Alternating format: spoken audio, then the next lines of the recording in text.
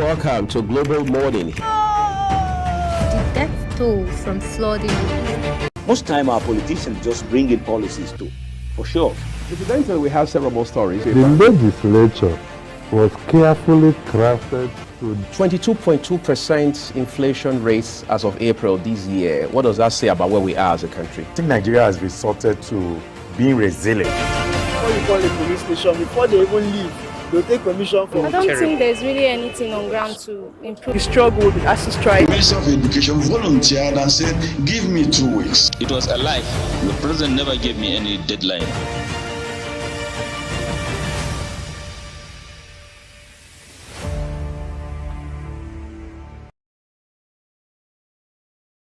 It's a great morning, no doubt about that. Many thanks for joining us on Global Morning here on Global Television. We're in Abuja, the capital of Nigeria. I'm Uyi Agbofwe. My colleague, Juma Manson, is on the program this morning, as always. Good morning, Uyi. How are you doing today? I'm doing great. I've lost count of the number of times I've had to be here, time and again. Exactly. It looks like we're paired. Becoming a norm. It's becoming a norm. Right. And funny enough, it's not, because you're always paired with Queen Agaba. Right. And I'm paired with Anthony Momodu. But all the same, the job must go on. It has to. It doesn't matter as long as the right message is being passed. That's the culture. Yes. And how was your weekend? My weekend was great. Work really characterized it for the most part, but I'm also glad to know that the president finally addressed the country. Yes. Of course, we're seeing reactions along those lines. But for me, I thought it was important that I was able to balance work and then family as well, because when it's all said and done, we've all got to go back to family. You gotta go back to family, yes. And I'm really happy that the protest is not as intense as other states compared to Abuja, where we saw a little bit of violence and all of that. But in Abuja, the situation is seemingly in control in a way. But like you said, I'm very grateful and glad the president addressed the nation yesterday. And we just hope that brings a sort of succor to individuals, and we just hope that the protests will discontinue so we can all move on. But at the same time, let the hopeful be done, let the right thing be done. Like you said, it's not just about the protest, it's about the way the country has been run for a very long time. And of course, the intervention we needed back then now. So everything is just like transfer of aggression. Right. What happened a long time ago, you just bring it to the present. And yes, that's what it is. But I just hope the right and the needful is done with immediate effect. It's very important. Juma, there has been a bit of apprehension right from weekend as to what Monday was going to look like. Okay, Uyi, let's quickly go on a very quick break. The program continues shortly. Stay tuned.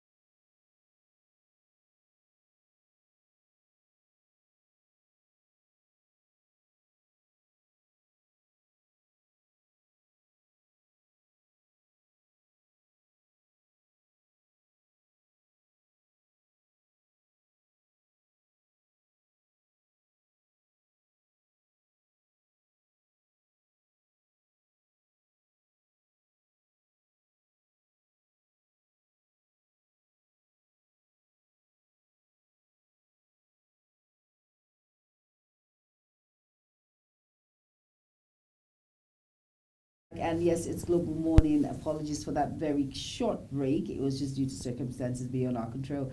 But we're back now. We're better, and I'm not doing it alone. I have Uyi Agbofwe, and we're talking about the protest that kick-started first, and it's going to end 10th, hopefully. And we're talking about how the president addressed the nation yesterday. And like we said, it's not all about what is ongoing, the protest. It's the backlash of what has happened. It's just like transfer of aggression, the intervention that was supposed to take place a long time ago. People are bringing it into action. Like I said, it's just like transfer of aggression. Like if there's a very small thing, that little thing that triggers it, and you want to understand what's going on. You don't know it's what you've done in the past that is playing out right now. But we just hope that the needful will be done, and everyone just goes happy, right? I think that's what we're looking forward to. We saw that. I was expecting by the way, that the president's speech will end within the first 10 to 15 minutes. But I realize it stretched way further than that. Yes, all right, see, it means this is probably an address that had so much of time put into it with the aim of those who wrote it to craft something that will be all encompassing, integrating all the elements, whatever. But then we have also seen several reactions to that yesterday, even up till now. Both people on the side of the APC, as it were, the ruling party, and those in the opposition, saying that look, the president spoke at the right time. That's what those who are probably either in the APC or threw their weight behind the ruling party or the president as a person. So the president did well, came out at the right time to talk, even though some people have said he should have done that before the protest began, because the protesters did give some sort of notice, which was in public domain. Others are saying, look, that script or that message fell below par. It fell below expectation. They believe the president came undone with that message, because their thinking is that the president did not categorically get to the heart of the issue. In fact, one of the things they're picking out is that the president did not address the issue of reports, in some cases confirmed reports, in other cases just spurious allegations of how that there had been shootings by law enforcement, for example. He did talk about all that, and then he said protesters should go back home and so on and so forth, and then ruled out several initiatives that have already been taken by his government and so on. But then they say he didn't say particularly what should happen, give some cogent reasons as to forming a basis for the protesters to close shop, as it were, and go back home. However, we heard yesterday in Edo State, there's a place called Ring Road, that's the city center, where the protesters naturally will converge. We're told that they had dismantled whatever they had set up there for the protest, so they probably listened to what the president said. All right, we hope that happens in other states. We hope that government continues to use your word, the needful continues to be proactive, because what was seen for the most part since 1999, Juma, beyond or even before the present administration, has been reactive kind of tendency, not looking at what is going to happen, then nip it in the bud before it even gets the chance to happen, that kind of thing. So we look forward to seeing what happens today. Yeah, exactly. I'm hopeful, and like you said, we look forward to see what will happen today, especially states like Kano, Borno, where there were really a lot of incidents that happened. You know, it wasn't funny over there. Lots of loot that happened in some organizations and public offices. But we hope, like you said, hope they will listen to the president, but the needful needs to be done. It's not all about protesters going back. It's about adhering to what they came out with, even if he didn't really nip in the bud all of these issues you mentioned. But at the same time, it's very important that the needful is done so we can all move on, so we can have a better and great Nigeria. All right, at this point, I'm hungry. I don't know about we. Obviously, I don't have breakfast, and you know what that means. No, tell me, what does it mean? It simply means that I'm going to burn energy here for 3 hours straight. So by the time I'm done with this show, food should be priority number one. All right, but I want to give you the Nobel Prize that you are a foodie like myself, but it's okay. I don't hide it. Right. It's something that, hey, I'm a foodie. Okay, hi. All right, up next is the segment Taste and Texture, where we teach you some very delicious, mouth-watering recipe. And yes, Jumai Manson is not going to tell you what it is. You just have to sit back, relax, and let's see what this segment holds. Stay tuned. Good morning and welcome to Taste and Texture. Today we're going to be making kunun geda. Geda is a Hausa name for granules, and this kunu is called kunun geda because it's made with granite, and the granules are the base and what makes the kunu unique in taste and aroma. For the ingredients, you need your raw granules, soft rice, water, tamarind or lemon to taste. Before you make your kunun geda, first thing you need to soak the rice for at least 8 to 12 hours. Soak the raw granules for 3 hours. If you're using tamarind, you soak the tamarind in warm water till soft and extract the juice, then set aside. When soaked, blend the granules with water. Make sure the water is enough to let the rice blend smoothly and extract the granule milk using a sieving net. Blend the rice also and add water, and when blended, set aside. Now, in making your kunun geda, first thing you need to do is to pour the granule milk into a pot and keep cooking on medium heat. Stir it all the time so that it does not stick to the bottom of the pot. Lumps will also form if you do not stir it often. Add your rice, not the blended rice, and allow it cook with the groundnut milk. When it boils, slowly add the rice blend while stirring at the same time. Now, this rice blend makes the groundnut milk and rice incorporate more like a thickener. When it boils again, add the tamarind or lemon juice to taste. Keep stirring, and once it heats up again, it is ready to be served. Serve your kunun gyada hot, warm, or cold. It can also go very well with akara, moi moi, or even pok pok. And you can also drink the kunun gyada on its own as a comfort drink. And that's that for Taste and Texture today. Bye!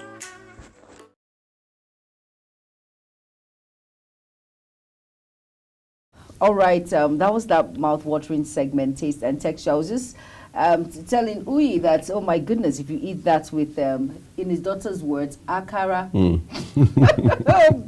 it's bean cake or moi moi, it is delicious. You see, there was that pause. Sounds like breakfast idea. That was brilliant. Yes, it is. It is delicious. No, we have Chong Anamel Joseph to thank for Exactly. We have Chong Anamel Joseph to thank for that beautiful kunun gyada. It is delicious. You should try it out, okay?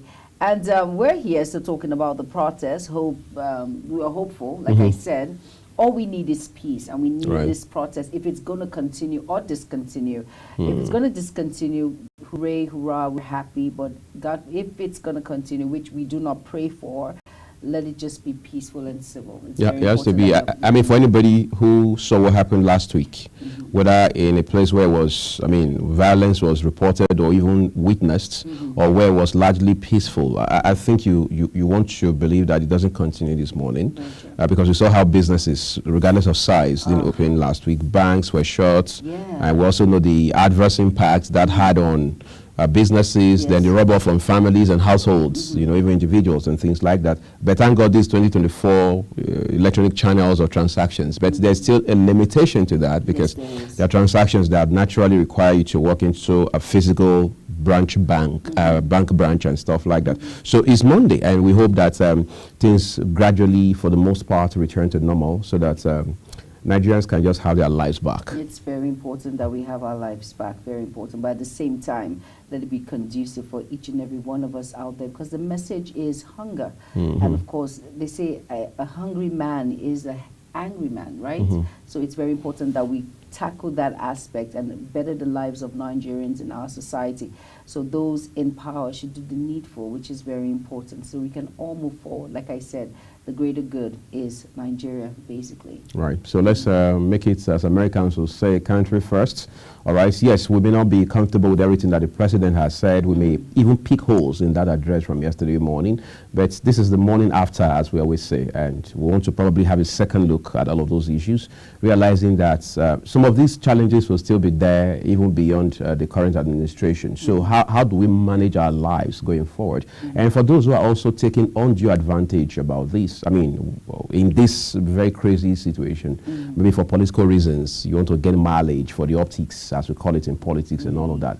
You also want to have a rethink, because in the end, this is the only country we have. No matter how much you run away, there's no place like home, as we know it. And they say we can't forget where we come from. We cannot forget where we come from. Nigeria is our home. Like, I always take a back for us to understand that when you go to other countries, you'll be grateful to God that you are in Nigeria, because most of these privileges we have here, you cannot. You lose them once you get off the ground from here. You cannot. You just cannot. So Nigeria is the only country we have. We have to come together to make it work. We have to try and rebrand ourselves, because some countries see us as countries who they're corrupt, they're this, they're that, but they do not understand that we have talent here.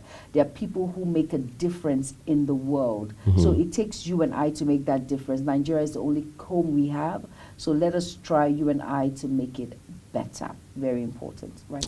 Right. We need to take responsibility for the kind of country that we want to see. We can't say that enough. But then we need to take a quick break now, just to also let you know that we have the AM news up front for you. And at some point in the course of the program, we'll take a look at big stories for you from the National Daily. Today is a Monday, so you can already assume off the top of your head that the papers will be buzzing with stories, particularly those that have to do with the protest. And just to also let you know that reports are coming in that the leader of the End Hunger and Bad Governance in Nigeria protest in Abuja, certain Mr. Lenin, has been taken into custody now by the Department of State Services, that is the DSS. We'll also have those details. We'll also share with you, particularly within our news bulletin today. Let's hit a quick break. The rest of the program returns shortly. Do stay with us.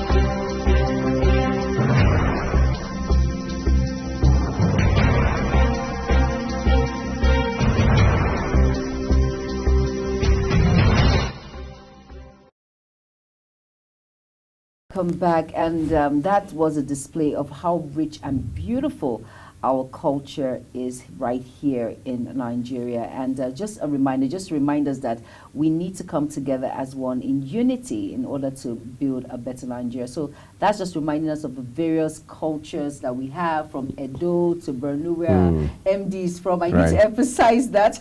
I have my reasons. And of course, the Tiv people and Yoruba, the Yoruba, the Igbos, we all need to come together as one. And just a reminder for us to understand that we have a very rich and beautiful heritage. You know, for a while, Juma, I spent time looking at it, and I'm asking myself the way they are dancing. It's as if they don't have problems. Exactly. I think it's a mindset. All right, they're dancing like the world is the most peaceful place. I mean, it's at its most peaceful right now. You know, the spirit they bring into the dance, the craft, the arts, and everything just combines in a way that is so beautifully elegant. For that, I mean, for me, that is basically an element to take away. Yeah, it is. It is. Basically, it is. All right, now that we've given you a reminder on how rich and beautiful our culture and traditions are, I hope you moved a little bit when it comes to moving your legs or your head, whatever part. But I hope you connected, which is the key importance there. And at about this point, we're going to have the AM News. Don't go anywhere. Stay tuned. And the program, Global Mornings, continues shortly.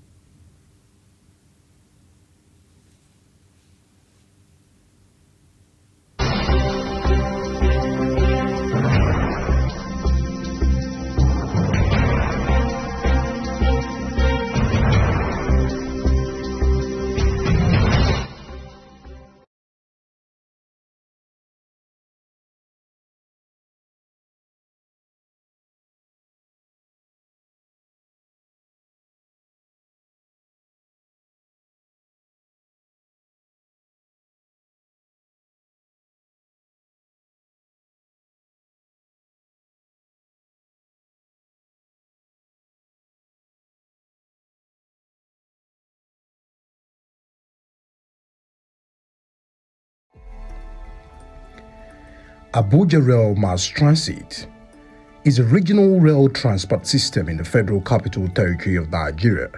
It is a second rapid transit system in West Africa. The first phase of the project connects the city center to Nnamdi Azikiwe International Airport, stopping at the Abuja-Kaduna Railway Station in Edo, with more than 2,000 passengers boarding per day. The Abuja Metro Station project, which has been idle for years, was commissioned in 2018 by former President Muhammadu Buhari, and on May 29, 2024, President Bola Tinubu flagged it off for commercial operations. According to the design of the rail, the project is to cover a total distance of 290 kilometers and is meant to be developed in 6 phases. The facilities we have now is modern facilities. We have what we call DMU, diesel multiple unit, popularly called locomotives. And we have 12 DMU, and each DMU consists of 4 locomotives. So, in other words, we have 48 locomotives on ground now. And the tracks, they are, double, gauge tracks.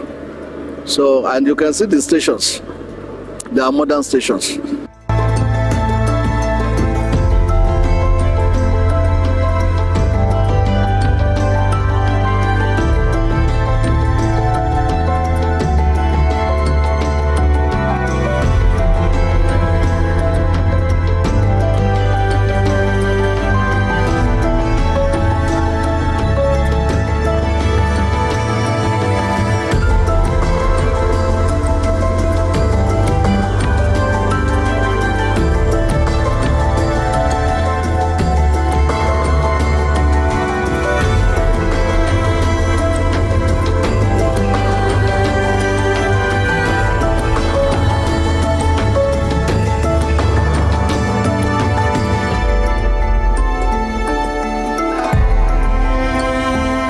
So far, so good.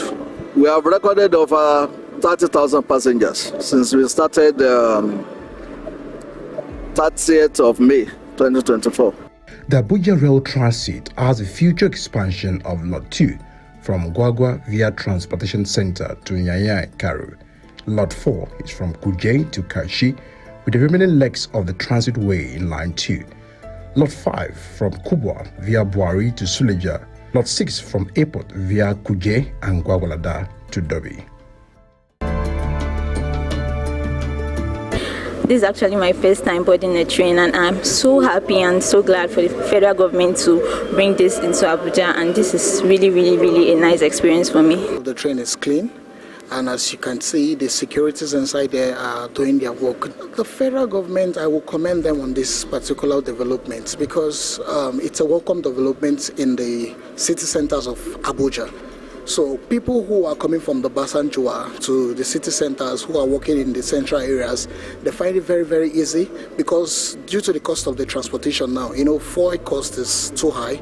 People cannot actually afford to use their vehicles to go to work every morning. So they are using the means of this fast light rail to go to their workplaces. I've been on board of the train for more than 11 times, and I feel good that the government provide for us a free and reliable transport for everybody. Or at least on this one, they did very well. We are already live inside the train, about to move in less than 5 minutes down to the airport, which is the final stop for today's. And of course, the experience right here, the passengers already boarding, is quite electrifying, giving a lot of commentaries about how they feel about the train. Generally, this is also in a bid by the federal government to cushion the lot of transportation pressure on the residents of the Federal Capital Territory. And we can see the passengers are already boarding, sitting behind, and having a feel of what the train really looks like. For some of them, this is the first time, but for others, it has been on operations right from 30th May till today. They have been boarding the train to and fro. And this is also a way of also encouraging the fact that the experience of the train station and the fact that the security right here is also safe for the passengers. The commencement of commercial operations of the Abuja Rail Mass Transit Project is to solve the perennial transportation problem in the Federal Capital Territory and its adjoining towns and cities. The project will also be a reliable alternative to road transport, help alleviate traffic congestion in Abuja, and reduce strains associated with heavy traffic. The light rail system will also provide mobility for residents to access various parts of the city, as well as support social inclusion and provides greater access to employment, education, and healthcare facilities.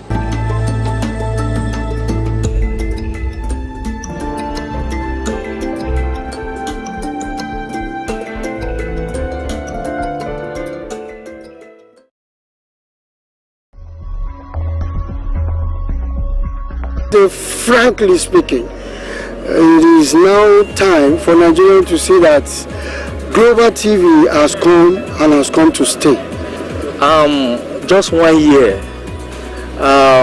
This is a plus for global television.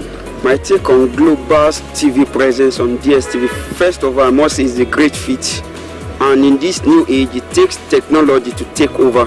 I believe that Global TV coming into the arena will change the context of international broadcasting in Nigeria. But I believe that Global TV has come not just to give us anything but the truth and the valued information that we need at hand. I think Global TV presence will make a very great difference among all other channels. Their presence now on DSTV stations is going to make a very lot of difference among others. Really believe with the pedigree and the reputation Global TV has gathered for themselves for the last 1 year of their being in existence and being in operation, they are really going to change, have a lot of people.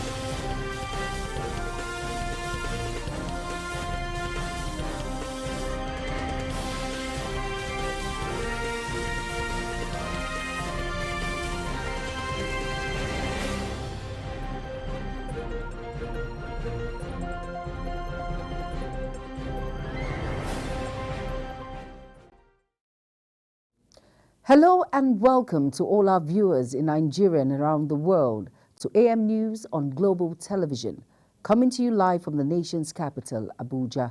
I am Jumai Manson. Would like to remind you that Global Television is on DSTV channel 365. Now the news in full. President Bola Tinubu in a live broadcast has appealed to protesting youths to suspend all forms of demonstration across the country, reiterating that his government has rolled out multiple initiatives aimed at addressing the country's challenges. The president noted that while some of the efforts may take some time in increment and deliver dividends, palliative measures are already distributed across the country. In the meantime, President Bola Ahmed Tinubu has appealed to protesters to immediately suspend the End Bad Governance protests in the country. Tinubu made the appeal in a live broadcast while addressing Nigerians following the ongoing youth protests across Nigeria. The president advised Nigerian youths to create room for dialogue, noting that violence and destruction of properties will not solve the problem. Still on President Bola Ahmed Tinubu, he says the federal government has released 570 billion naira to the 36 states of the federation to expand livelihood support to citizens. Addressing the nation in a national broadcast as a response to the hunger protests embarked upon by the citizens, the president said, while 600,000 nano businesses have benefited from the federal government's nano grant, an additional 400,000 nano businesses are expected to benefit. President Bola Ahmed Tinubu says he has ordered the release of an additional 50 billion naira for the student loan scheme. The president was addressing Nigerians following a nationwide protest staged by some youths in the country. The protesters are demanding the return of fuel subsidy and reversal of other policies of the administration, which they claim are anti-masses.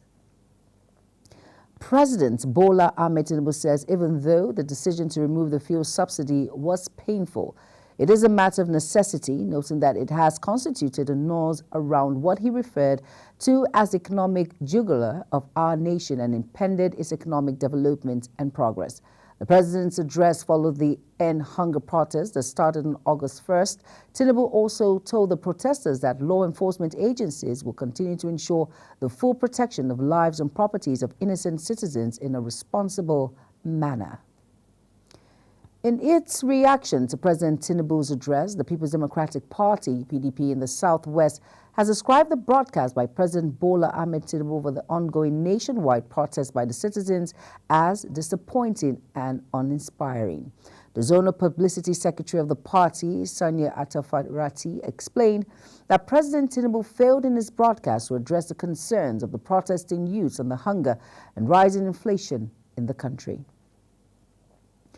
As we turn to other stories, troops of the Nigerian Army have arrested a notorious gun runner on transit to deliver high-caliber weapons to the terrorists and intercepted a truck conveying illegal refined automotive gas oil, popularly called diesel. The troops also successfully rescued kidnapped victims while on transit in Kaduna State. The Army said vigilant troops in collaboration with other security agencies intercepted the notorious gun runner Hashimu Ahmed at Saminaka in Lere local government area, Kaduna State. Hours after President Bola Tinubu's live broadcast, the protesters in Edo State have suspended their demonstration following what some believe is a decision based on respect for the president. The protests were started on Thursday, August 1st at the popular Ring Road in Benin, and its environs was halted following the president's broadcast. Following the broadcast, protesters promptly removed the podium at the Ring Road, the city center of the state. The Federal Road Maintenance Agency, FERMA, says it has completed 286 road projects across the 6 geopolitical zones since August 2023. The agency stated that the achievement, which has generated approximately 22,800 direct and indirect jobs in line with the President Bola Tinubu's renewed hope agenda to provide Nigerians with quality road network. Pharma has also launched Operation Free Our Roads, focusing on rehabilitating roads nationwide, particularly during rainy season to ease the challenges faced by road users as the Yuletide season approaches. Ahead of the e-birth registration flag-off for children in Ekiti State, no fewer than 700 ad hoc staff have been trained and awaiting deployment by the National Population Commission for the exercise. Commissions directing the state who disclosed this in Ado-Ekiti, the state capital, said the exercise will commence soon after the 16 local government areas of the state. Ikpileye says children mostly between ages 0 to 5 were being targeted for capturing for the digital birth registration. Still on protest, the city of Kano has remained calm following decision by the state government to impose a 24-hour curfew on the state after protests against hunger that turned into violence and massive looting of public properties across the state capital. The situation had compelled Governor Abba Yusuf to impose a 24-hour curfew on the state to prevent further spread of massive destruction and looting, as well as to protect lives and property. The mayhem, which was carried out by hoodlums during the first day of the protest, brought socio-economic activities to a standstill, as law-abiding residents had remained indoors to avoid possible attack from miscreants. Hoodlums disrupted the fourth day of a peaceful protest at Ganifawemi Park in Ojota, Lagos State.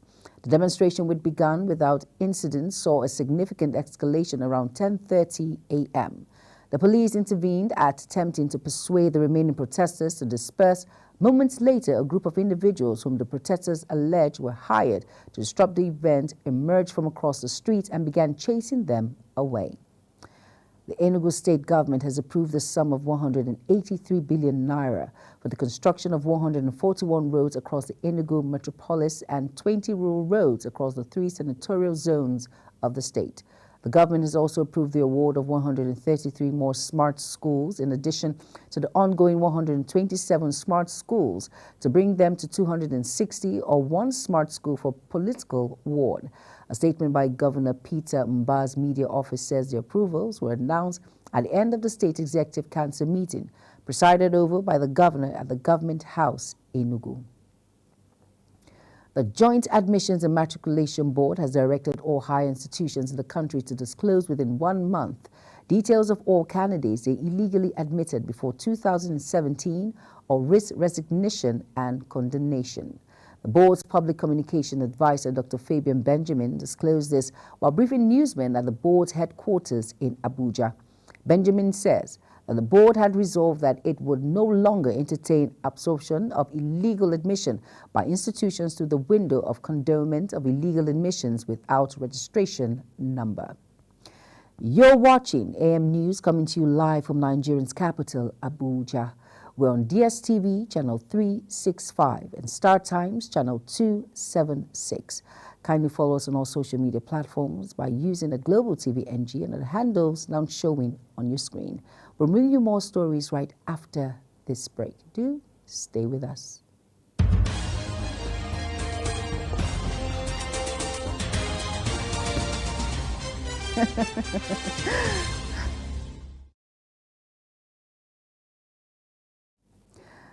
You're welcome back, and if you're just tuning in, this is Global Television bringing you live broadcasts of AM News.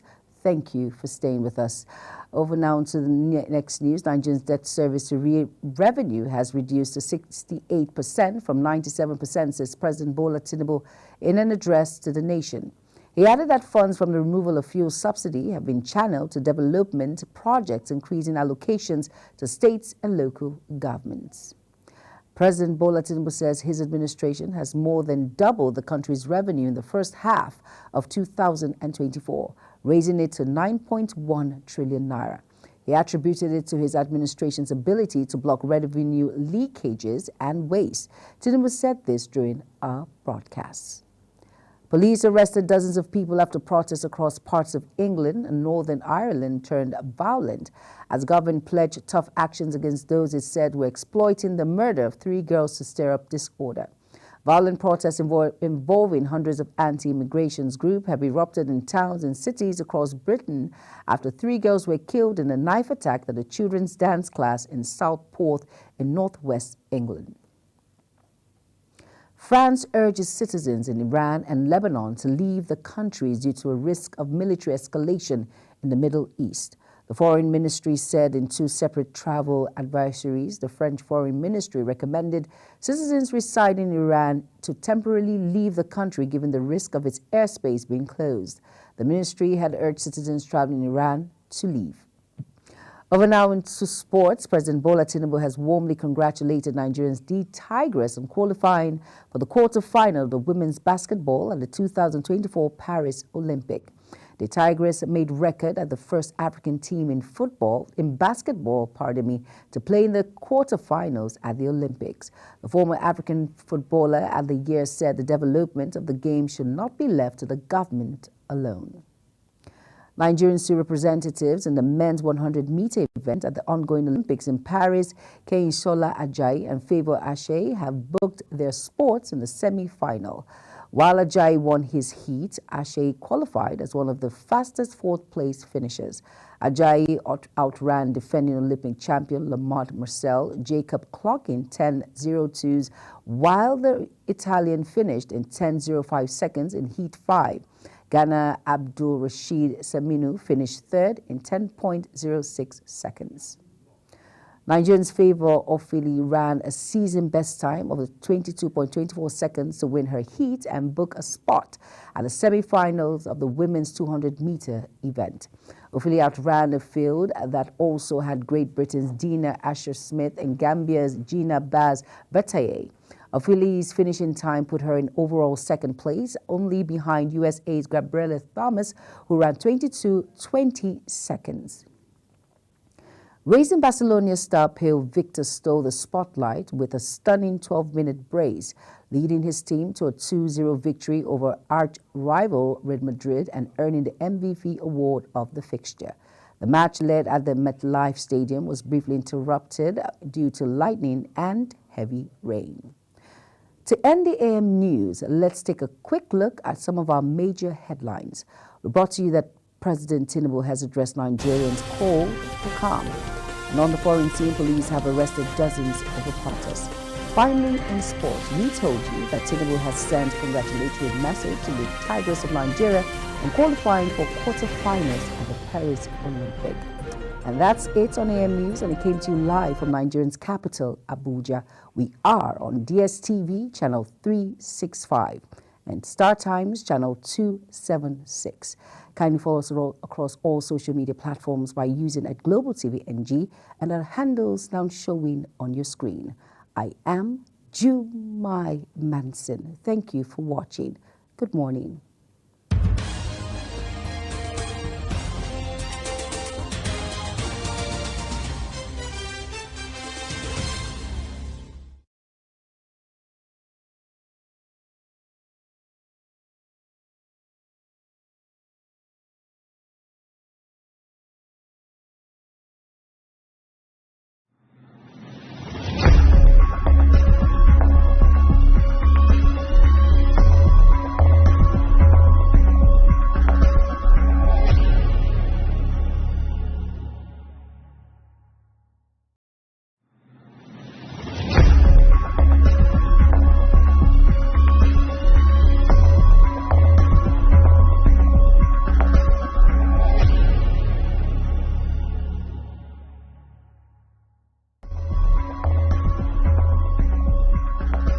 Frankly speaking, it is now time for Nigeria to see that Global TV has come and has come to stay. Just 1 year. This is a plus for global television. My take on Global TV presence on DSTV, first of all, I must say, is a great feat. And in this new age, it takes technology to take over. I believe that Global TV coming into the arena will change the context of international broadcasting in Nigeria. But I believe that Global TV has come not just to give us anything but the truth and the valued information that we need at hand. I think Global TV presence will make a very great difference among all other channels. Their presence now on DSTV stations is going to make a very lot of difference among others. Really believe with the pedigree and the reputation Global TV has gathered for themselves for the last 1 year of their being in existence and being in operation, they are really going to change, have a lot of impact on the digital perspective of TV broadcasting. New height with this new feat, you are actually going to make us proud, especially within the content that you are delivering for the Nigerian people.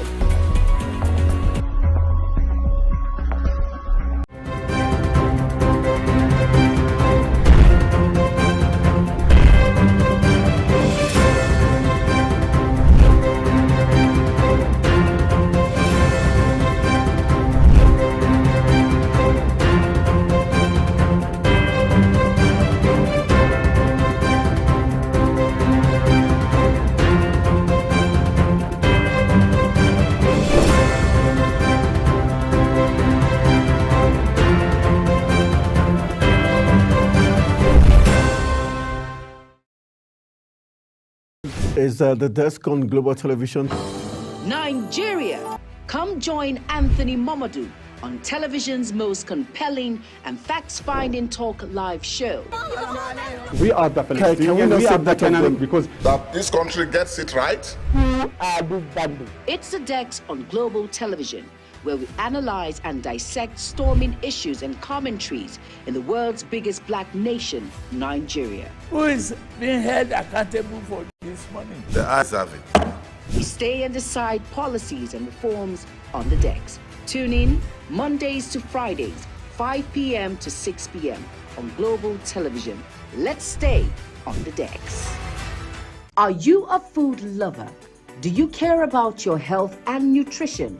Are you interested in exploring the diverse culinary traditions from around the world? Then look no further. Introducing Lunch Global on Global Television, a show that takes you on a delicious journey through the world of food, nutrition, and diet. So, whether you're a seasoned foodie, a health enthusiast, or simply curious about the world of food, Lunch Global has something for everyone. Tune in Mondays to Fridays and let your taste bud take you on a journey of flavor, culture, and discovery on Lunch Global. Bon appetit!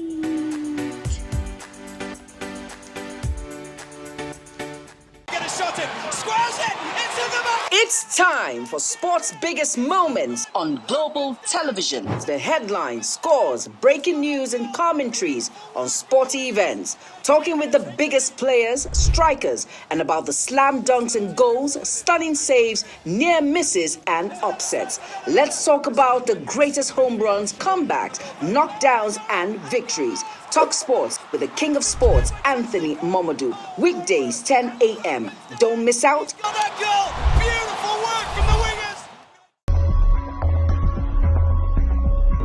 Global Television is people's television. It's for the people. They focus on the content of deliverables. Global Television, channel 365 on your DSTV, the station to watch for your news and current affairs. Hey!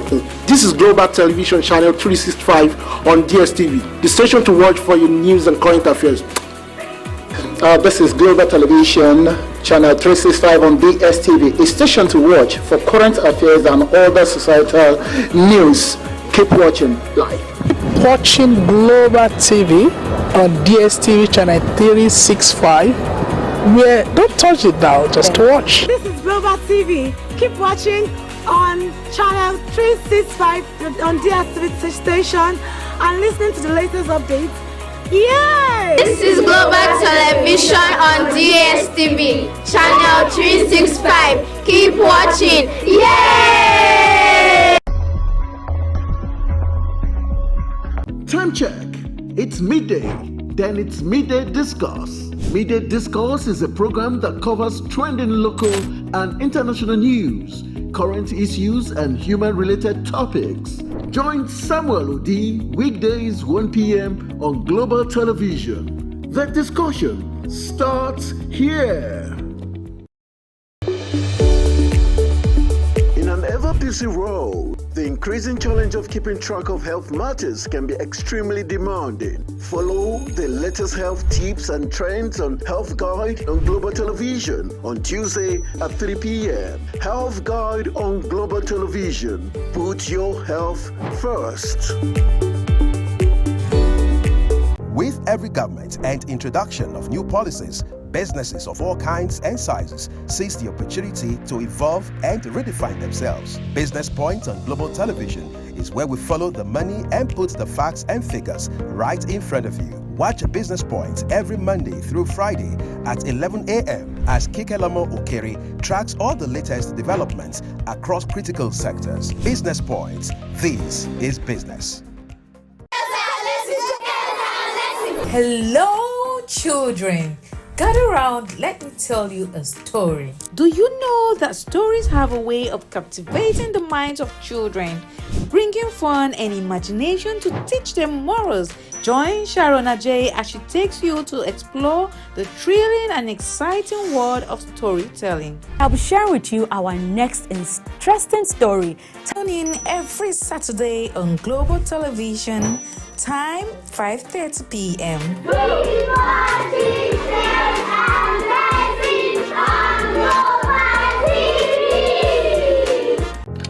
Get ready for it. Inside Today brings you issues relating to family, peer pressure, drugs, substance abuse, societal and topical issues making rounds.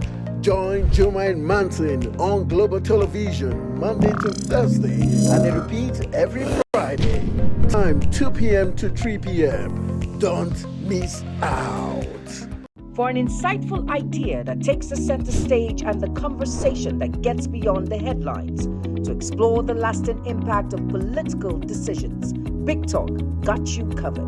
From policy debates to geopolitical insights, from thought-provoking discussions to actionable insight. What is the real responsibility of government? Big Talk delves deep into the heart of the matter. Join us weekdays on Global Televisions from 6:30 p.m. for a reverting journey into the heart of politics, where we dissect issues shaping our society. Are you ready to be entertained like never before? Get ready to dive into the latest and greatest entertainment news in lifestyle, music, movies, birthday celebration, and so much more. All on Entertainment Circle on Global Television. From the hottest red carpet event to exclusive interviews with your favorite stars, we've got you covered. Stay up to date with the latest trends and news from the entertainment world, all in one place. Tune in every Saturday by 1 p.m. with Chung Annabelle Joseph on Global Television. I want to enjoy you to join DSTV channels 365 Global TV for smooth, seamless programming, news, information, entertainment. Stay locked down. Enjoy the programming. Everyone, for your news, entertainment, movies, and also not, tune into DSTV channel 365. You're not going to regret it. Global TV, there you go. Everyone, for your news and your entertainment, tune into Global TV channel 365 on DSTV. You won't regret it. Everyone, for your news and entertainment, you can tune into channel 365 on DSTV. You won't regret it. For your news and entertainment, you can tune in to channel 365 Global TV on DSTV. We got you. You won't regret. Do well to tune in to Global Television on channel 365 on DSTV. Tune in to Global Television on channel 365. Stay tuned on DSTV.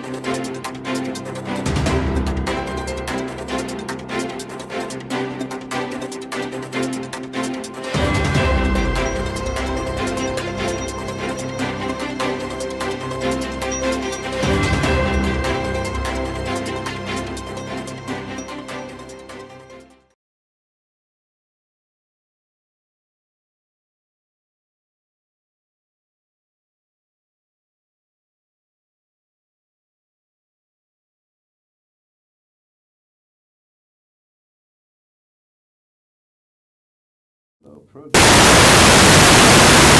But this time, just to take a look at the papers for you.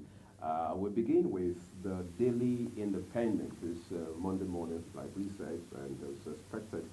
The papers this morning are replete with headlines and stories about the protest that started on the 1st of August last week, Thursday. Let's go to headlines about the main points of the Daily Independent. The first one here says, bank chairman, CEOs divided over FG's Forex wins for part. That's again another controversial conversation we're having in this country right now, whether to be or not about the windfall tax, but then you catch all the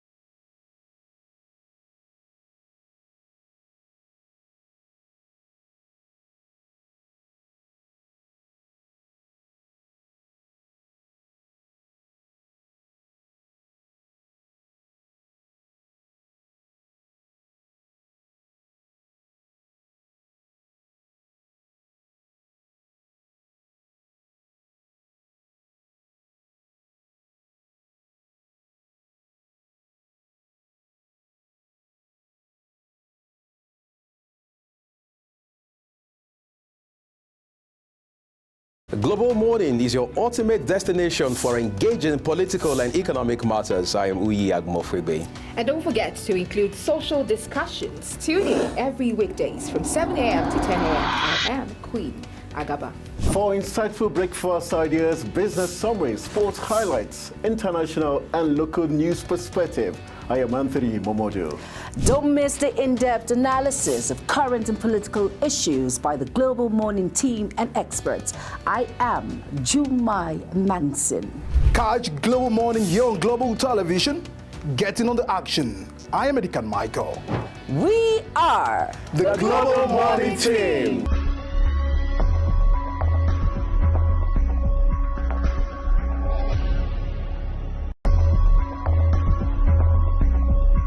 So frankly speaking, it is now time for Nigerians to see that Global TV has come and has come to stay. Just 1 year. This is plus for Global Television. My take on Global TV presence on DSTV, first of all, I must say, is a great feat. And in this new age, it takes technology to take over.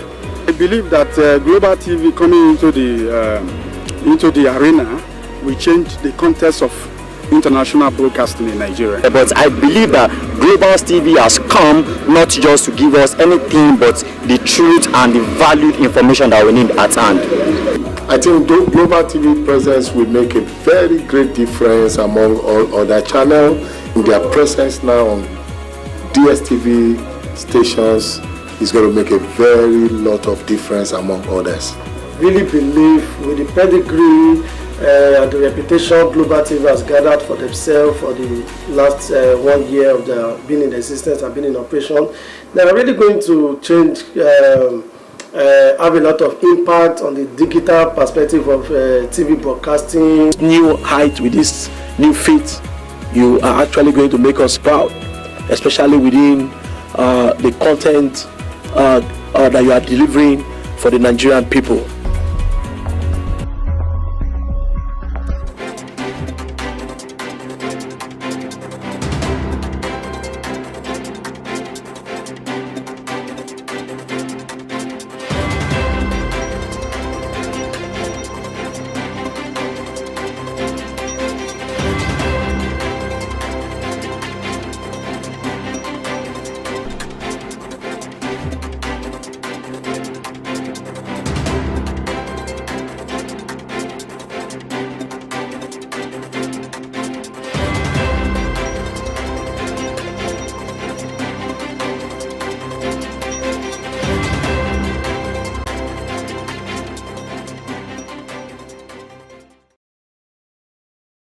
So let's return to the Daily Independent again for you. All right, still above the name masts. It says protests set up to Commonwealth hold FG to account for attacks on journalists. That's another strand to the narrative around these protests, attacks on journalists and the press overall. Okay, but then there's a star story that has several riders with it. It says Tinubu draws flack after broadcast on End Bad Governors protests. The riders say speech hollow failed to address hardship of Nigerians. That's according to Atiku. Another one here says devoid of answers to demands by traumatized youths. Or Zekome, a senior lawyer, they're speaking. Speech didn't address crackdown on protesters, says Soyinka. Investigates mass murder of peaceful protesters, Boris Shadi tells Tinubu. Broadcasts, while belated, sounded perfunctory, says Owanguma. That's the Daily Independent we're looking at, all right? Says Tinubu missed opportunity to placate citizens by Ezekwesili. You find all of those on the front page of Daily Independent this morning. And then let's take a look at the left corner of the paper, still on the front page. JAMB uncovers discrepancies in 2024-2025 tertiary admissions. All of those details are waiting on page 7 of the paper. NDLEA intercepts drug consignments in baby food, teens, clothes to US, UK. You can't predict what drug dealers will do, what approach they'll adopt in their bid to continue to expand their reach. Protests. IPI demands probe of attacks on journalists. Enugu government approves 183 billion naira for 141 urban roads, 20 rural roads. Hoodlums chase away protesters from Lagos Freedom Park. Right, those are pretty much the headlines from today's Daily Independent. Jumai will walk us through the Daily Times now. All right, over now to the Daily Times. Above the template of the Daily Times, we have hashtag End Bad Governance. NECA urges protesters to embrace dialogue. And above that, we have JAMB directs institutions to disclose illegal admissions within 1 month. You can find that on page 11. Moving on, we have Enugu government approves 183 billion naira for 141 urban roads, 20 rural roads, and you can find more details on page 11. NDLEA intercepts multiple drug consignments en route, US and the UK. For more details, you can see that on page 12. Now, below the template of the Daily Times, we have End Bad Governance. Atiku PDP RSM kicks as Tinubu begs protesters not to shut down economy. And we have 3 riders there. It says President's speech hollow, diversionary, failed to address hardship of Nigerians. That's Atiku PDP in his words. And it says address mockery of ordinary people full of arrogance, empty promises, RSM. And the last rider says, Tinubu hasn't disappointed Nigerians, says Okupe.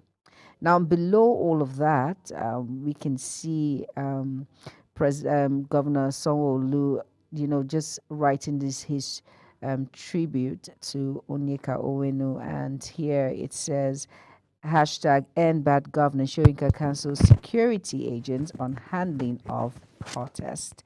And below all of that, we can see it says broadcast monitor agricultural grants, subsidies, distribution, farmers, safety trails, society trails, Tinubu, and you can get that on page 10 of the Daily Times. So please go out and get the Daily Times newspaper for more informations on the news. And next we have the Daily Trust, and you can write us through that. We're doing it on a daily basis for you now, from the Daily Times to move to the Daily Trust. Again above, just beneath the nameplate says, hunger protests, bereaved families mourn. Algon Rights Finance Commissioners demands payment of July allocation. How demonstrators wreaked havoc on hinterlands. And then the Star Story says, Atiku, Soyinka, Falana, others pick holes in Tinubu's speech. Riders, 3 of them. You can't serve bullets where bread is pleaded. That was Nobel laureate Soyinka there talking. A broadcast didn't address protesters' demands, human rights lawyer. No mention of insecurity enough. That's another Elders Forum, NEF, they're talking. It is taken to anti-masses policies, Feni Ferry. Okay, take it down a little. It reads, President out of touch with reality. Protesters say rallies continue. Today, admission entry age. JAMB raises alarm over false affidavits age adjustments. NCC extends NIN-SIM verification deadline. Well, some of us saw that coming with the embarrassment that happened last week. Man jailed 1 year for stealing 7 moodus of rice. Juma, I'm glad you're a lady. I think you can relate better with this than some of us who are men do. I mean, a man has just been jailed 1 year for stealing 7 moodus of rice. For our international viewers or those who basically don't live in the north, they may not understand what a mudu is. Would you help us with that, please? A mudu is that measuring tin you use in the market. It's one of it. It depends on the type of rice. Could be foreign, could be local. Right. You can get some at the 3,000, and the local rice maybe 2,000. It depends. So it's just a round, like a plate. It's iron that you use to measure in the market. Now, somebody has been jailed 7 years for stealing 7 years of such. Yeah, that's one rice, one year. So 7 portions, as it were. And then it raises, it goes to the heart of the economic hardship, right? Yes, it because does. they didn't say he stole money or he stole an entire goat or something, rice, yes, and now he has been sent to jail. It's rather unfortunate. And that's why these protesters have gone to the street. This is one of the hardship we're talking about. And would you say that judgment is fair? I do not know. He was hungry because you wouldn't just go and steal rice. You didn't steal money, but he was hungry. That was why he stole. But don't you think he was greedy at the same time? 7? Why didn't you just take 1? Or I'll tell you something. A story is told to me as a primary school boy growing up, all right, by a cousin, far older cousin. So he says they lived in this community one time. Then a guy was accused of stealing 6 chickens, one at a time over a stretch of several weeks. So he steals the first one, second one, until he steals all 6. One thing leads to another, he gets found out, he's arrested, and then he finds himself in court. And the judge says, I won't send you to jail ordinarily if you had stolen 1 or 2, because I would assume, or as they say in law, presume you were hungry. So your action was informed by sheer hunger. However, you stole 6. So I would believe that you had some commercial motive for that action. So I think motive is probably what the court looked at here, not just the item or the volume. Or the volume, yes. Yeah, that's very true. For him, it's still 7. Yes, you're right. It is the motive the court of law will look at before that judgment is passed. But it's unfortunate that well, let me not say anything. I'm just, no comment, but I just pray he learns his lessons. Yeah, and that lesson is for every one of us as well, to take home. But then that's all we have for you from the Daily Trust. Let's move on to the Leadership newspaper. All right, on the Leadership newspaper, above that template, we have IBB disowns X account endorsing military rule. Now, you see, that was what we're talking about here on Sunday when we spoke about Saturday. That was over the weekend? Over the weekend when we said, beware of fake news. Right. Now, he has come out to disown that X account saying, okay, where are you getting that from? I did not endorse. You'll be surprised the man is probably not even active on X. Just exactly. So this is what individuals should look out for when you try and pass out information. It's very important that you are critique and you try and look beyond those headlines. Look at it critically. Look at the news, where it's coming from. Look at where that information was being passed. It's very important that we understand all of that. So that is why knowing when it's fake news or not is very important. Then next we have, of course, Senator Shehu Sani, and he's saying Northerners, architects of own problems. And you can read that up on page 7. Now, below the template of the leadership paper, it says 120 reps reject calls for KRA's removal. And below that, we have in the caption that says, your speech failed to address our demands. 27 serving federal lawmakers who died in 9 years. And now that's the protesters to Tinubu. They say his speech, the one he addressed the nation with, failed to address our demands. And you can find that on page 4. And we have about 4 riders there. And it says, say protest continues as CSOs urge dialogue. Now, don't truncate our democracy. Chuku warns. Sanwo-Olu hails Lagosians for rejecting anarchy. Now, why protest is peaceful in Niger Delta? Ex-agitator. And then, yeah, like I said, you can find that on page 4. Now, at the right-hand side, it says, solving Nigerians' challenges requires collective efforts, and that is the voice of Kumuyi. And you can find that on page 16. POS takes over cash dispensing services. But in a way, that is true. Like, no one goes to the automotive machine anymore. People just prefer to go to the point of service, which is the POS, and not minding the charges. Why is that so? Is it because it's faster, it's easier, or what's the problem? There's a psychology to it. All right. Yeah, there is a psychology to it. Then there's also a systemic angle. So the whole thing. First of all, I remember in 2005, I was working in a cyber cafe. You didn't have ATM terminals, what we call automated teller machines, in the city where I was working at the time. But you had in Lagos and a few other places like Abuja. So a lot of us were looking forward to that day where we could hold our own cards, insert our debit cards, and make transactions. And then terminals became a common phenomenon. Now, fast forward a couple of years down the line, nobody seems to even be using it much. It will appear somehow we gradually moved away, shifted away to using POS terminals, even though we have to pay charges, whether you're sending money or you're doing a withdrawal and things like that.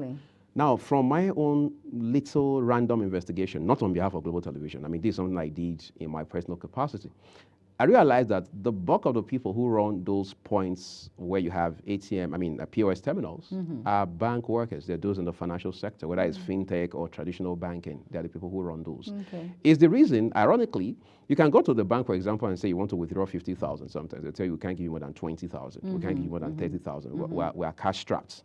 I mean, this is a commercial bank that has run for more than 20 years, telling you we are cash strapped. But you go to the corner, and then the ATM guy or the the POS lady there is able to give you 100,000.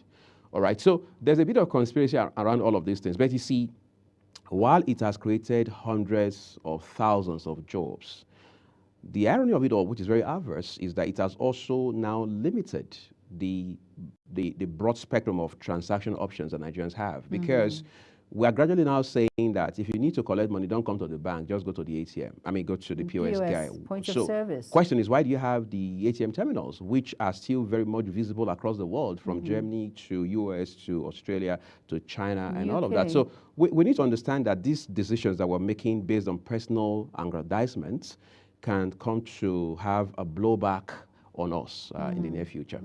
Okay. Well said.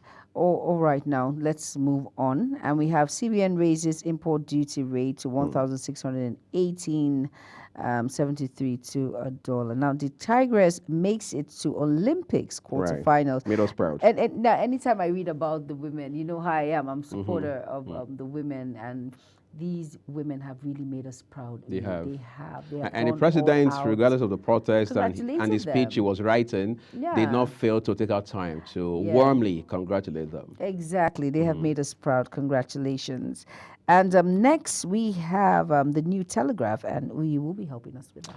Right, it's my pleasure. Okay, so let's begin with the start story for you. Everyone says Tinubu's government racing hard to win populace investors' trust. That's according to OPS, Organized Private Sector. You can find at least 4 riders with that headline this morning. But let's take it a notch higher to stories just beneath the nameplate. It reads, Tinubu Abbas hailed the Tigress for qualifying for Olympics quarter-final. Why I refuse to attend to anybody by Olubadan. All right. NDLEA intercepts multiple drug consignments in UK, US bound baby food, teens, clothes. We brought you that from another paper a while ago. Then above the nameplate, reports media telecoms prime targets for cyber attacks in 2024. We've got to brace up for that. We've got to make more investments in counter cyber attack measures. Banks hopefully are listening, financial institutions, basically. It's very important. NPR hike, that's at the topmost of the nameplates. NPR hike seeks banks' profits up 132.56% to 979.16 billion naira in H1 2024. That's the first half of 2024. So we'll take it down now to the side of the paper.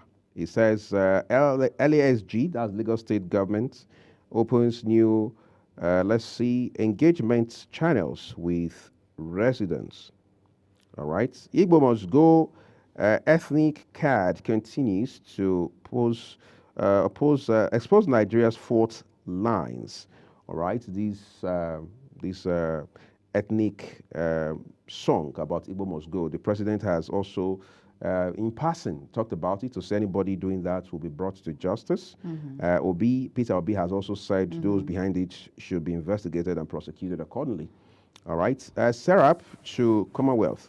Sanction Nigeria over attacks on journalists, protesters. And then we take it down. JAM issues 1-month ultimatum to tertiary institutions to disclose illegal admissions. We hope they adhere to that. Palliatives can't solve Nigeria's present problems. Farouk.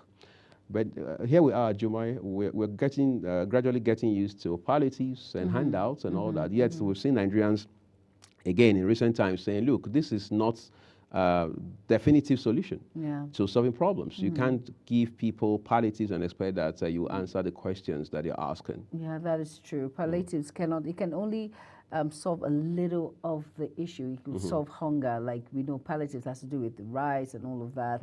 But you know, you have to, there's a popular saying that that goes, you don't feed someone, you teach the person how to fish. So Nigerians want something that they can do to get much more than these palliatives. For the long term.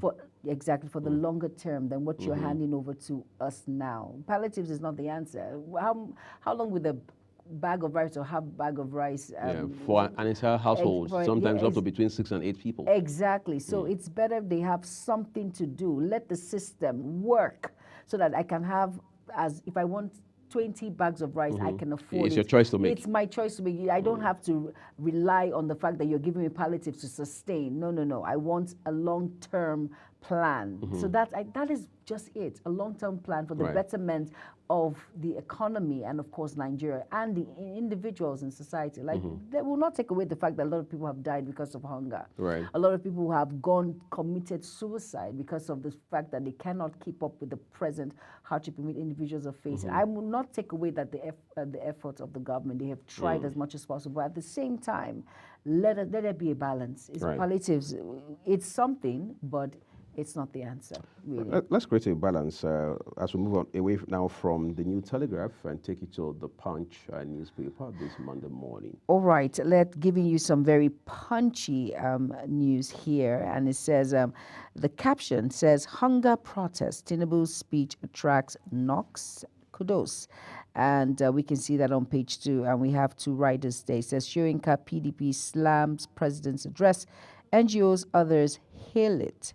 And here it says protest organizers demand 1,150 detainees released. Now, above the template of the Punch, it says retail investors may shun bank stocks as stakeholders lose 1.6 trillion naira. Marketers stop fuel supply queues resurface. Public debt may hit 130 trillion naira by December report. And you can see that on page 8. Now, how we broke 20-year jinx to reach Olympics quarterfinals, and that's the Tigers there, our girls. Yes, thank you for making us proud. Now, JAM gives tertiary institutions ultimatum to disclose illegal admissions.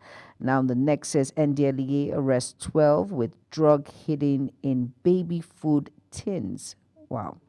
And of course, that's the picture there. Close to that, NDLEA news of Mohammed Buba Marwa, Brigadier General Mohammed Buba Marwa retired.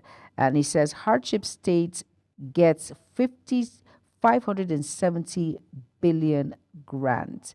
And you can just go out and get your Punch newspaper to get more details on the latest happenings and of course the news making rounds. And you're going to be helping us with the Guardian now. The Guardian newspaper is what it is next with some bold faces, as I'd like to call them, on the front page of the Guardian this morning. Again, the big story is in reference to yesterday's national broadcast by the president. It says national broadcast. Outrage over rehash of old policies, threats, failure to soothe protesters. And then it says protests, 52 billion naira worth of looting as setback to entrepreneurs' investments. And then there's a headline with a picture of Bayelsa State Governor there, Governor Diri. It says nationwide protests, dialogue remains best, says Diri. Import duty FX rises to 1,618 naira to the dollar, despite Tinubu's pledges. That's quite on the high side. The council autonomy or your chairman pull out of Algon to form new association. Livestock Ministry must end open grazing conflicts. Kano judiciary probes looting of courts as protests continues. Poor internet service lingers as NCC denies new tariff. And a colleague was asking me this morning if I also experienced internet downtime yesterday. Yes, briefly I did. But I think the more embarrassing one was when lines got disconnected during the weekend. We understand, I think by the next day, the NCC had directed all the telcos to have disconnected lines reconnected. More than 30 million of them, we are told, were not properly linked. But that's the irony. I know for a fact the bulk of those 30 million people, when they check their NIN status, it says linked, all right? But then the operators say not properly linked. But then it's a systemic problem, and we also need to realize that Nigeria is learning a new curve, which is data, ID, and stuff like that. The NIMC has had its own controversies in the last couple of years. We understand how that in some places in this country, some cities, NIMC office doesn't even have power. They have to power gen to be able to register, you know, applicants and all of that. So these are complicated systemic issues that have to be addressed so we don't wash our dirty linens in public. Very true. Well said. But then it takes us next to the Nation newspaper. Yes, the Nation newspaper. And above the template there, it says JAM issues ultimatum to varsities over illegal admission. How we are reforming economic agric others by Tinubu. Oyo Council chairman pull out of Algon, ministers, and the writer says ministers on path to boost intra-Africa trade.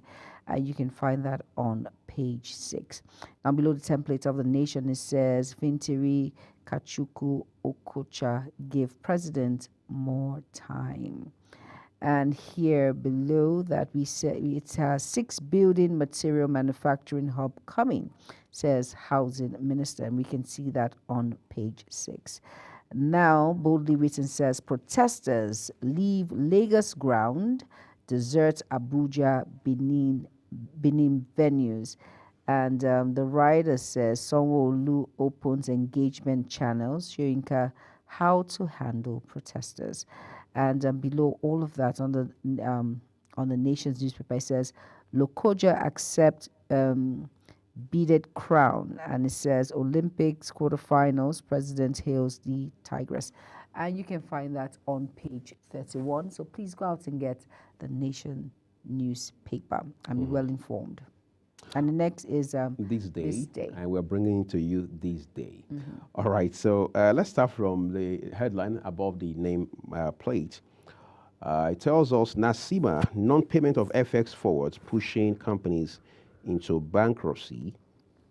And then below the nameplate protest, some sacrifices needed to rescue economy, says Bagudu. The writer tells us, insists Tinubu remains listening president, hardship caused by past policy failures. All right, so we're already here now, this culture of one administration blaming the previous ones and their policies. Knox commendations trail Tinubu's broadcast of our protests. The writer says, IBB, democracy has come to stay in Nigeria. We must do everything to safeguard it. What's more, Soyinka warns security agents on handling of protesters.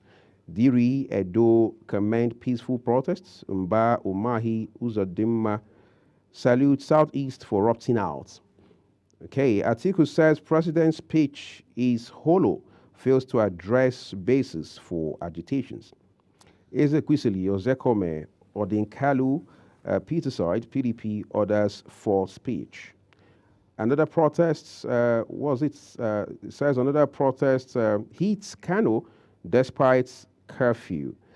Protests end in Lagos. Sanwo-Olu opens new government channel with youth. You know, one would have thought that given the level of destruction we saw in Kano, the violence, and then cap it all off with the fact that the state government had declared a 24-hour curfew, I mean, statewide. Yeah.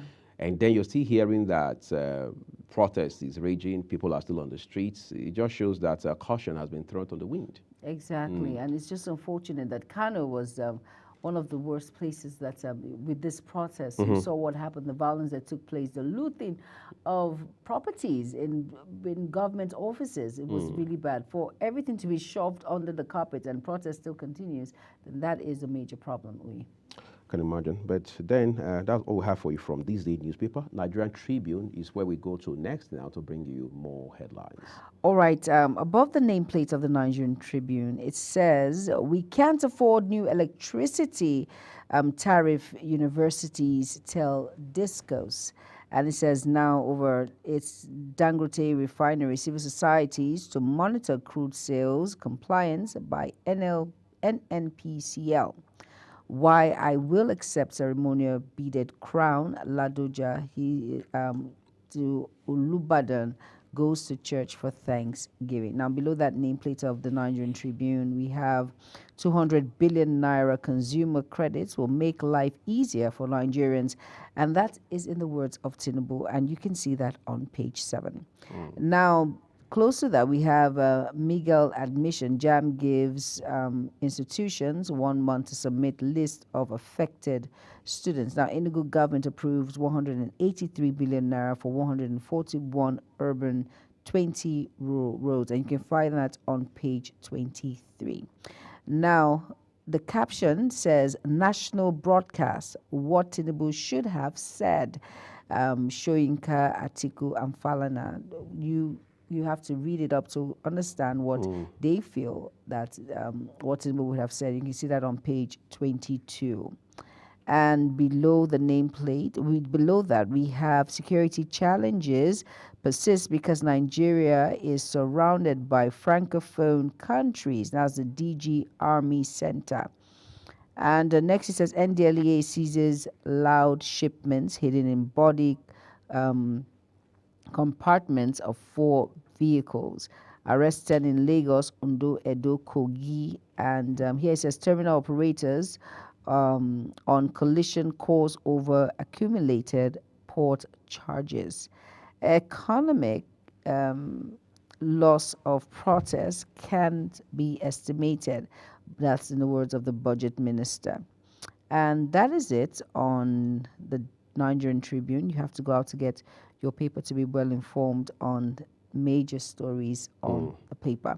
And next is the Vanguard. Vanguard happens to be our last paper this morning, so let's get right to it. Pictures there, several of them, again, points to the protest that started last Thursday. Okay, you have pictures of Nobel laureates, Wale Soyinka, former Vice President Atiku Abubakar, And then you have that of Falano, human rights activist and lawyer. Then, of course, another lawyer there, and activist Deji Adeyanju. It says protest. Tinubu's broadcast fell short of expectations. Organizers, Atiku, Soyinka, PDP, NLC, others. And then you have about half a dozen of riders there with the big headline on the front page of Vanguard newspaper today. What's more, hardship protest? Some people want to blackmail me. Obi is the one to whom that is credited. Stop bloodshed. Ex-ADC presidential candidate Kachiku begs protesters. All right. What's more, we have one here that says households struggle to cope with galloping feed prices. IBB disowns posts endorsing military rule. FG reforms have not brought promised renewed hope. That's Catholic bishops there speaking. And that's a full circle on the papers for you this morning. And as always, we encourage you to step out if you can. Otherwise, maybe you can do other options of reading of the papers. But in all, we want you to stay ahead of the news and have control of it, so you also stay in charge of what you consume. Very important. And of course, remember, try as much as possible. We're giving you tips and bits on how to avoid fake news. Let's be very careful. But at the same time, go out and get your daily newspapers for you to be well informed, which is very important. Let's quickly go on a very quick break, and then the program continues shortly. Stay tuned.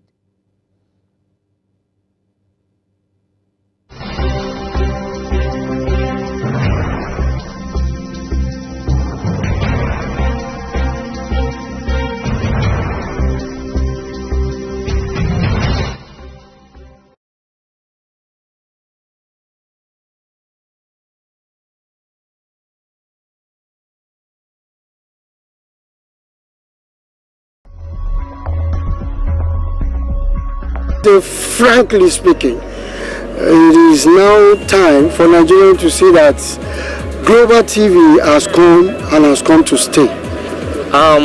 Just 1 year. This is a plus for global television. My take on global TV presence on DSTV, first of all, I must say, is a great feat. And in this new age, it takes technology to take over.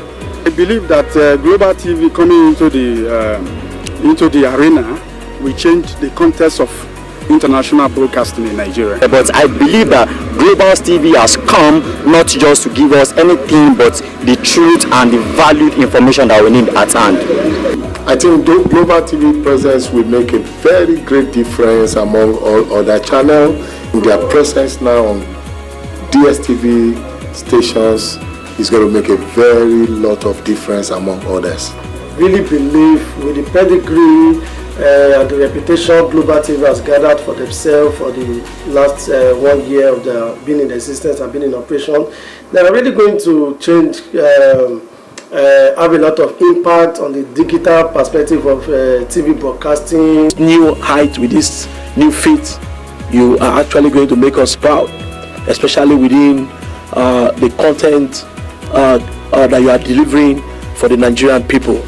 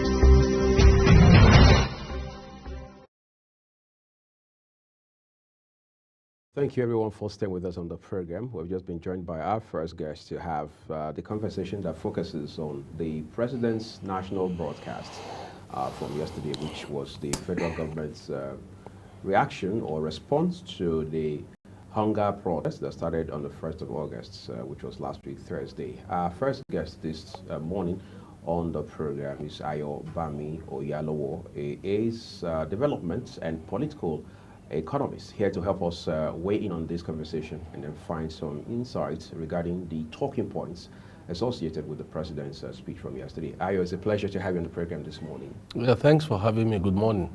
So my colleague Juma and I will spend the next couple of minutes just getting interactive with you. So let's begin with the part where the president says, I hear you loud and clear. Did that really resonate from your perspective with Nigerians, particularly the protesters? Well, we have to ask ourselves what does the protesters really want? They highlighted those demands, didn't they? Some of the demands are not realistic.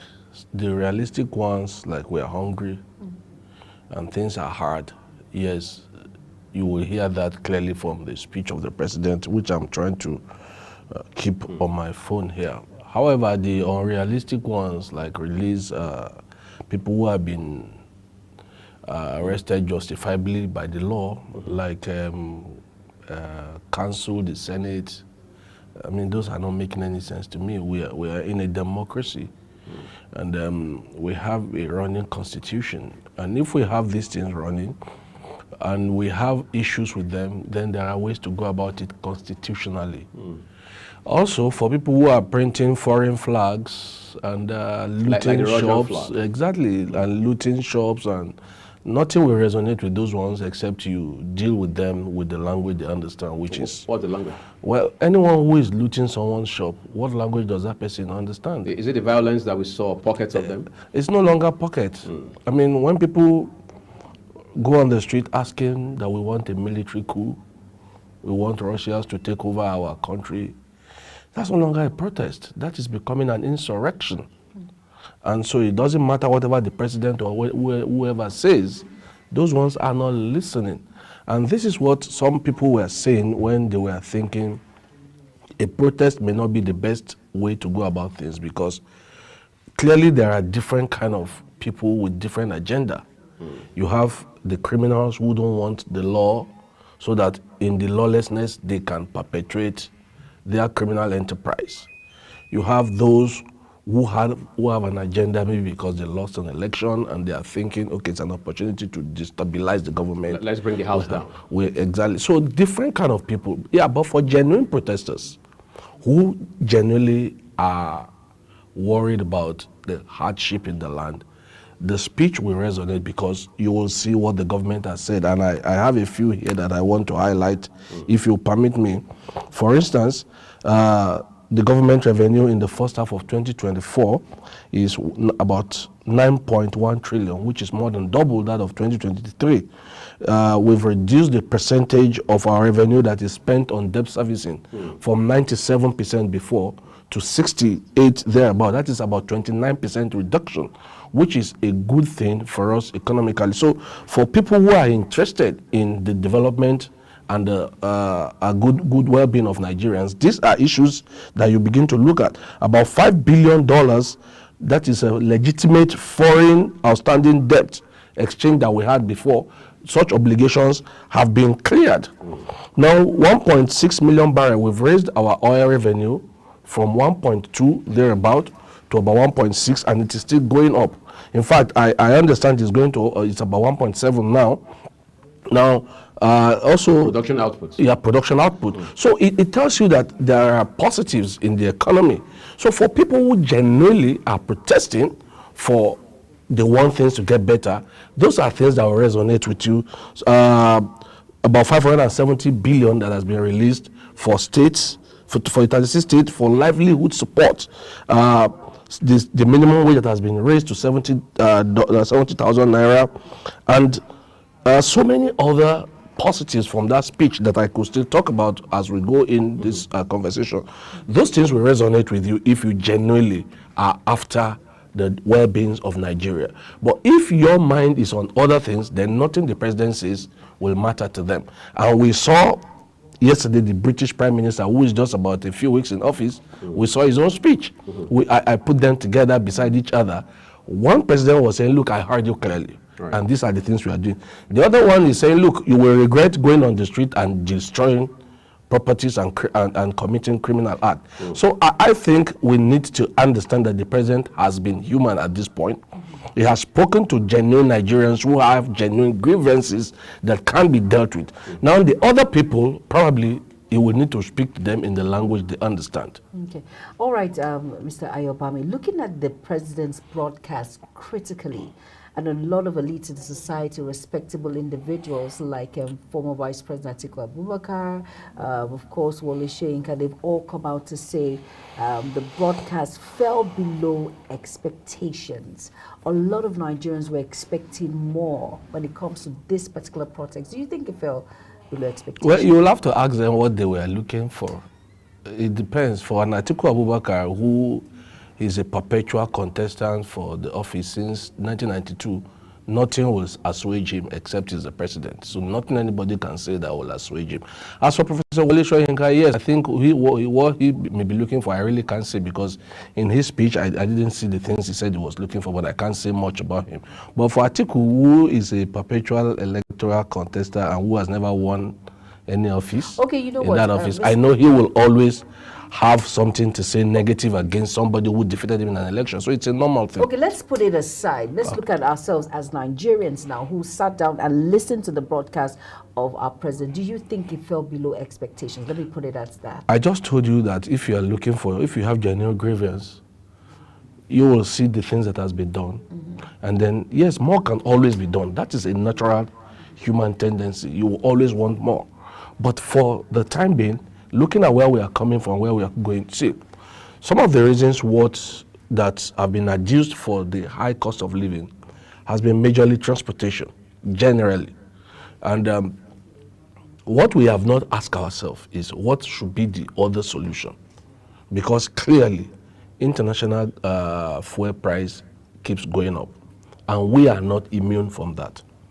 Now, the president said about 1 million kits to convert from petrol to CNG has been distributed. What we have not asked ourselves is many of our state governors who are the recipient of these kits, what have they been doing? Aside Lagos State that has given discounts on public transportation, many governors are on holiday, perpetual holiday. They only come alive when there is a time to share the FAQ. As soon as FAQ is shared, what you observe, if you've been following the economic trend, is that the rate of dollar to naira goes up. Now, Nigerians have not asked the genuine questions. You see, we say we are hungry, and then we are looking for how food will be produced en masse so that we can all have food to eat. But we have not asked the questions. Who owns the land? You and I know by the constitutional provision of Nigeria, the federal government does not own an inch of land in Nigeria. Because of every land by the Land Use Act, that's why I say by the constitutional provision, by the Land Use Act of Nigeria, every land in a state belongs to the state under the purview of the government. Now, if you follow trend, in the former times when we had the regions, the western region where I come from, I will try and use that as an example. We have what they used to call the farm settlement, which was built under the leadership of them, Akintola and Awolowo then, where you have settlements that are built for farmers, so that they will have something that does not distract from. We were having the challenge of rural-urban migration then. In order to stem it, they built settlements, very lovely estate where farmers can live in, and they will have every facilities that you have in the city, so that they are not tempted to leave. And then you have farms developed in those areas. Each of those farms were developed according to what such area produces in its own power. For instance, around the Ondo Akoko area, you have the cocoa and the oil palm area. You have them. And that was what battered the billionaires of those times, the Faja Miracles and co and so on. Now, what we are not asking ourselves, what are our modern day governors doing in terms of agriculture? We all get angry, we are hungry. Do we actually expect Tinubu to start farming and giving us food? Before today, when the Buhari administration was on, we had states like Kebbi State, Jigawa State, Kano State, Niger State producing rice en masse, so that we can be fed in Nigeria. And it was the saving grace of Nigeria when the world was locked down during the COVID period, such that we didn't go hungry because we couldn't import food. Now, in just 1.5 years or less than 1.5 years of those governors leaving office, their predecessors have abandoned those prospects and projects. Because I was in Kano at the time, and I could see a huge investment in irrigation so that you will have farming all year round. Now, these things are no longer working the way they should work. Yet Nigerians are shouting they are hungry. But have you thought about the insecurity in all those places? That is where we are going somewhere. Okay. We saw I'm just first finished about the farming. Okay. Now, when we talk about insecurity, we try to make it look like everywhere is completely unsafe, which truly we have challenges. But what are the problems and what are the solutions to insecurity? Those are also issues we have not tackled. We refuse to talk about it because we are scared of provoking some people. In the days that we were, maybe before my father and your father, then you need plenty children to farm. So you can marry many wives and born a lot of children and then take them to the farm. Today, you don't need that any longer. You have more of a mechanical system to help you farm. You have technology. So why are some people interested in birthing so many children they were not prepared to train? And then such children grow up and become a burden to the rest of the society. Now, we don't want to talk about this because we don't want to offend a lot of people. But do you think if the livelihood, if the economy was stable... what will stabilize the economy? I'm getting somewhere. I allowed you. Okay. If the economy was stable and we had all of these things put in place, these children will not be able who will put it in place now? The government. Why should the government train your children for you? Put the right things in place. What are the right things? See, we don't talk you see, most of the times we talk vaguely. Okay. I have 2 children. I am able to train them within my own abilities. Because you can afford it? No. I decided to have children when I realized I had the means to have children. Okay. Many people should not have children. I was reading a journal recently. In Japan, they were complaining about the dwindling population. And when the young people were interviewed, do you know what they were complaining about? No, that look, things were hard. The economy is high, so they can't live in the cities. And by living in the cities, they can't marry and have children because they cannot afford to train them. So until they can get to the point where they can train those children, they will not have children. So the government was begging and trying to look for how to go about making the rural area more inhabitable for young people to marry and live there. But in Nigeria, we don't care. Anybody just gives birth to anybody and then dump it on the road and then say the government. You see, this entitlement mentality is our biggest problem. You said the government should put anything in place for you to have children. It's not anybody's business. If you cannot have children, do not have children. You can't put children on the road and then make them my own burden. You go to a company, for instance. I made an analysis some times back. I said, look, the MD CEO has 2 children. The managing director, the general manager maybe has 2. Now the cleaner has 4. The megad has 20.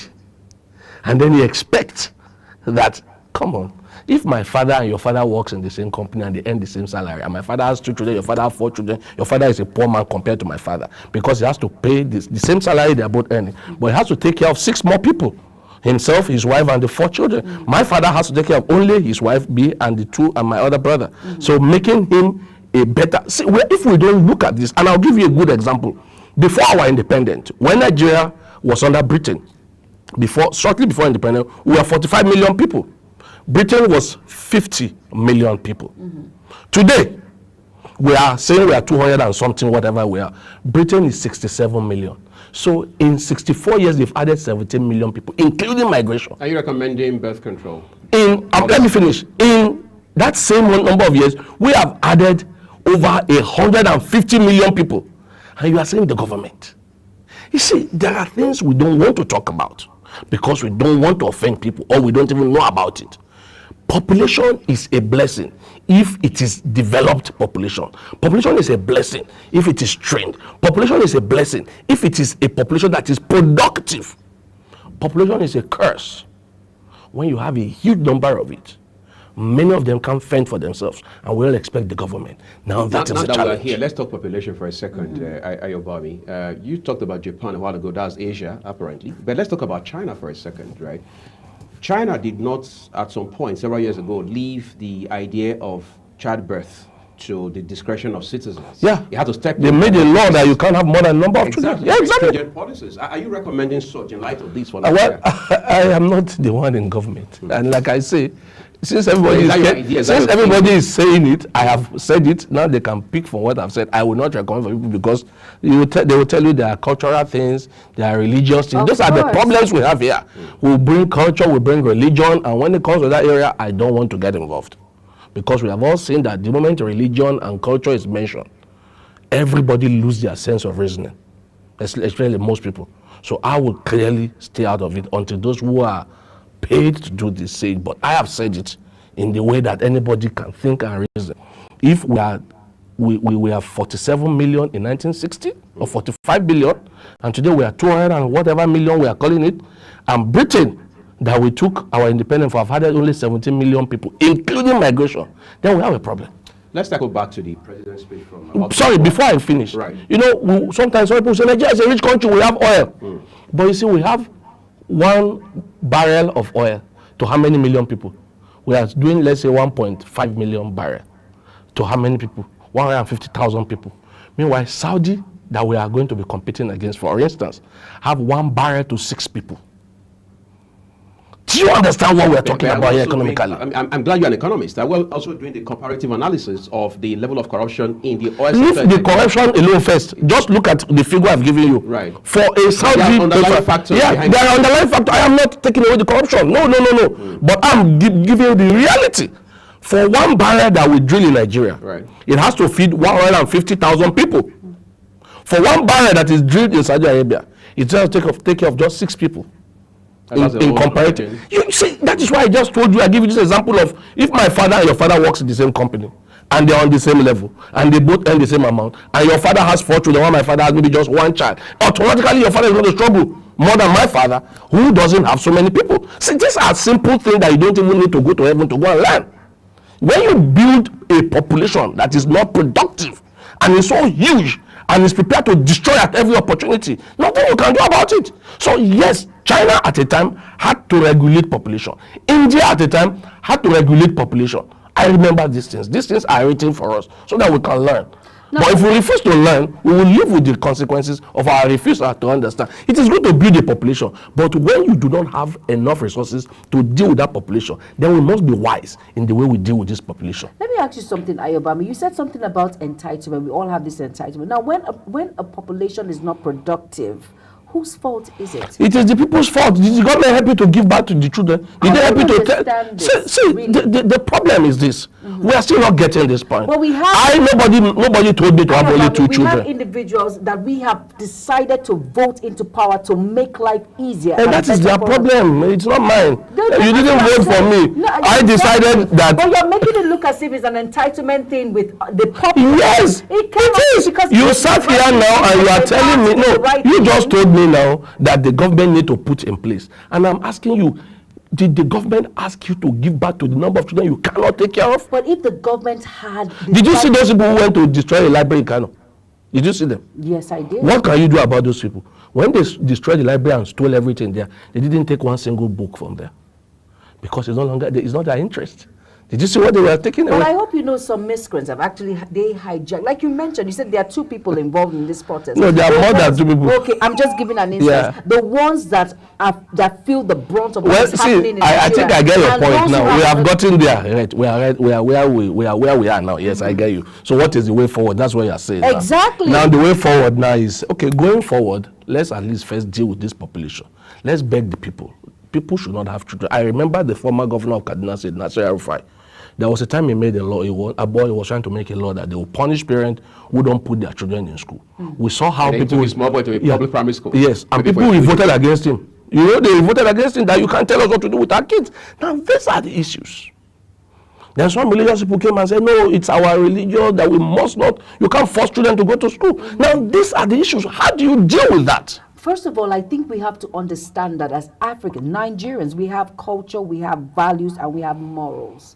I think that is the first thing we should look at critically before we start giving things that does not sit well with individuals. Okay, let's give bad to them, let them be plenty, and then we'll live with it. Since we don't want to deal with the truth, we'll let it bother us. You say the truth is this. Let me tell you the truth. It does not. We are a poor country. Until we understand that we are a poor country, because I give you a simple analysis. For every barrel you drill in Nigeria, you see the number of people that is attached to it. For every barrel that they drill in Saudi Arabia, and Saudi Arabia is a Muslim country, Kuwait is a Muslim country. For every barrel they drill in those countries, it has to take care of only 2 or 3 people, depending on whether Kuwait or Saudi Arabia. Now, for every barrel you drill in Nigeria, you take care of 150 people. It's a huge difference. So we are, first and foremost, we must understand that we are naturally not a rich country. We are resource rich, don't misunderstand me. True. But we are not a rich country in that aim. Yes, Because and then there is corruption. Huge one, no doubt about that. I'm not coming to sit here and pretend there's no corruption. There is corruption. I'm only trying to let you see beyond the corruption factor, beyond the problem factor. We must understand that we are not a rich country. People can't just give birth to children and expect government to come and take care of them for you. It is wrong. It is morally not right. It is your job to care for your children. We look at our leaders that went to school in those days, the Awolowo and the Akintola and co. How did they go to school? Their parents, their community sent them to school. So we cannot, for the life of me, sit here and say government. Yes, government has its own part to make enabling environment available.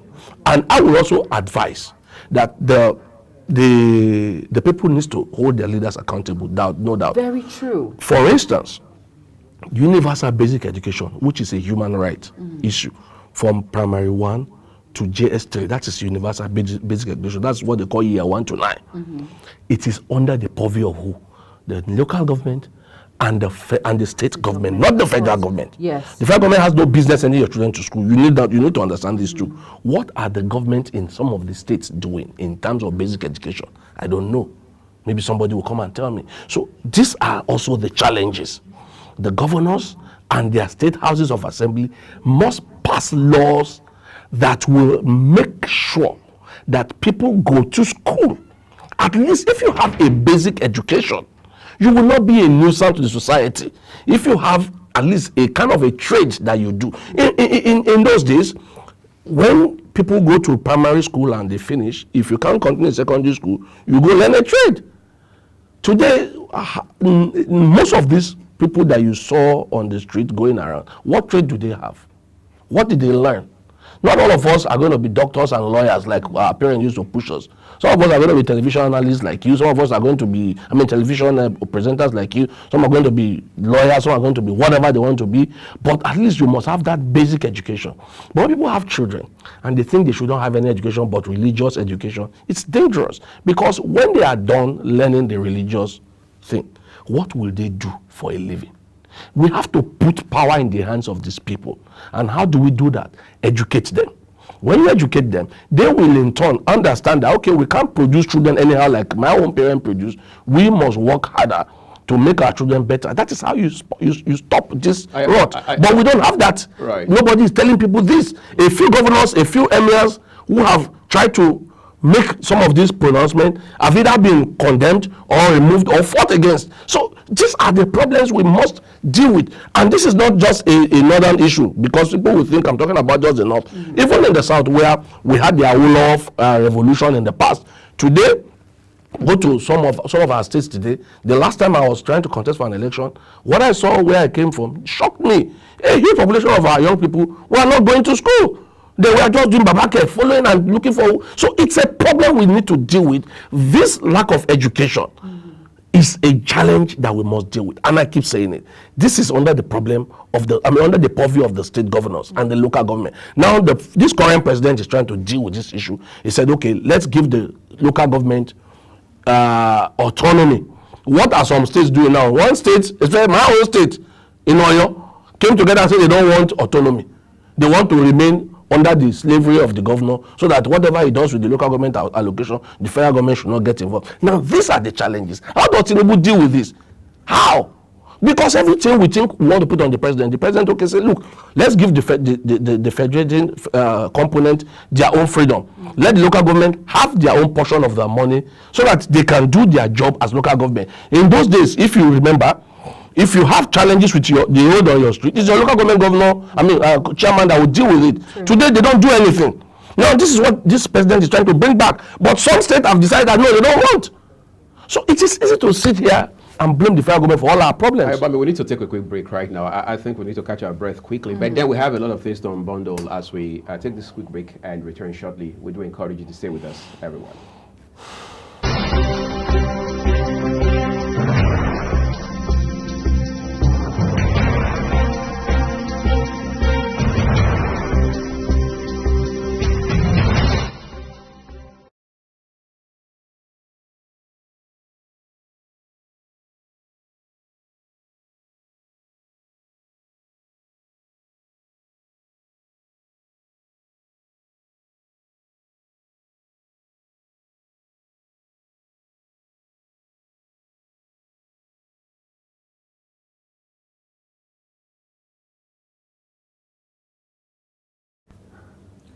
Thank you for staying with us, everyone. So I'm going to ask you this quickly. I mean, a while ago you talked about, you just run through the numbers, what the federal government is doing, particularly to alleviate the sufferings of Nigerians and all of that. And they say numbers don't lie. But in Nigeria as it stands right now, maybe because of our level of development, numbers are more like an elitist element. The everyday person is asking, how does that put eba and egusi soup on my table? So they don't care about those numbers, how much of oil you're drilling every day, whether it's 2 million barrels or 4 million barrels or just a barrel. The question is, how do they find their way from their homes to their workplaces, to their business places, and come back home safe and sound? And basically, that's for, on the one hand. On the other hand, a man like Professor Wole Soyinka, one would have thought he's the president's friend, and as such, he would throw his weight behind the president, come what may, on account of yesterday's speech. And one of the highlights from his condemnation of that speech, or his reaction to that speech, is that given what the president presented yesterday, the vicious cycle, to use his exact words, of crackdown on protesters in Nigeria has not changed. So how do you react to that? Well, which of the ones you want me to react to first? Both of them. You can start from the top, which is the one that has to do with what puts food on the table. Yeah, what will put food on the table is one of the things I've said earlier on. We need to hold our governors to account. We have, and it's going to, I would dovetail it into the other area. Mm-hmm. See, we have given these people too much free room to operate without the governors, without being held to account. How do I mean? When I was reading out some of the figures earlier, I told you how much has been passed on to the states from the federation account, which is huge sums. In trillions. Yeah. Now, ask ourselves this sincere truth. What have the governors done with this money? What I would have expected, which I'm looking at now as solution, is the federal government have started with the CNG buses, but the federal government still does not have business going into transportation. It is still the states. So what I would have expected most of our states to do is to have more conversion center of the CNG. Now, if you convert CNG, maybe you need to understand this. If you convert your car from petrol to CNG, which is the natural gas, the compressed natural gas system, you are going to reduce the usage or the money you spend on petrol by over 60%. By over, is it 60 or 65%? A lot of money will be saved. So what I would have expected the state to do is to massively go into this conversion by empowering the local or the state transport system. So that if this is done, what this automatically does is, one, the workers and people who move around doing business will automatically reduce the cost of transportation, which will reduce the cost of goods and services. That's number one. Number two, it should also help in terms of transporting farm products or produce from the farming centers to the urban centers, which has been seen also as a problem because farmers will tell you we didn't change the price of our good. What will be, but from the farm to the city, the prices keep going up. So also, I would have expected also that the state governors will look at, okay, this is my state. What can I produce a mass that can feed Nigerians? Now, from there, look at how to build what you call a value chain around it, from clearing the land to the final product. If we're able to do these things, because for me, we are not looking at where the problem is. If the state governors, because I saw the Niger state governor, this current one now, trying to, in fact, his name, he goes by the name Farmer Bago, instead of His Excellency. That's so. If he's able to push this to the end, then we should see agriculture being a blessing in that. I mean, most of us also know that before we used to call Benue the food basket of Nigeria. There, but what are the governors in those areas doing? Now, when we have dealt with that, now we look at the security aspect, because that's a challenge that we can't run away from. Right. I have given the example of how we got here when we have an untrained population and they have seen that there is wealth somewhere. So some became bandits, some became Boko Haram, some became whatever they are becoming, kidnappers, and all manner of criminals. Now, if we have made provisions for everybody and people want to still continue to be criminals, now we need to either hire more for police or whatever we need to do in those areas, and then we must have what you call community policing, because clearly before these bandits and criminals take root, the community should be aware. So it's like the communities themselves are either helping these people, or maybe they are even their children. Because let me tell you the truth, a criminal cannot operate within an area without people knowing and being able to maybe speak to the, but we have gotten to the point where even some of our, so I think recently I saw a video of a policeman who has been working with bandits, killing his own fellow policemen and selling their rifles to, I don't know whether you saw that video, it trended about 2-3 weeks ago. So these are issues that we need to deal with. So when we deal with the aspect of how our funds are being spent by the state governors, we must also look at how we will help with policing. When I say help with policing, I mean in terms of giving intelligence to help the security to deal with criminals better. Because criminals cannot operate in your area without you, the people in the community, having an idea that this person is trained. I mean, I remember there was a day I went to London, and when I got there, my friend, because I took a flight that took longer, that was, I think it was this Emirates, took me through Dubai and so on. So I didn't get there when I should. When I got there on a Saturday morning or early afternoon, and my friend had gone to church for training, for his choir, whatever. So as I was standing, already the neighbors were looking at, this is a strange guy here.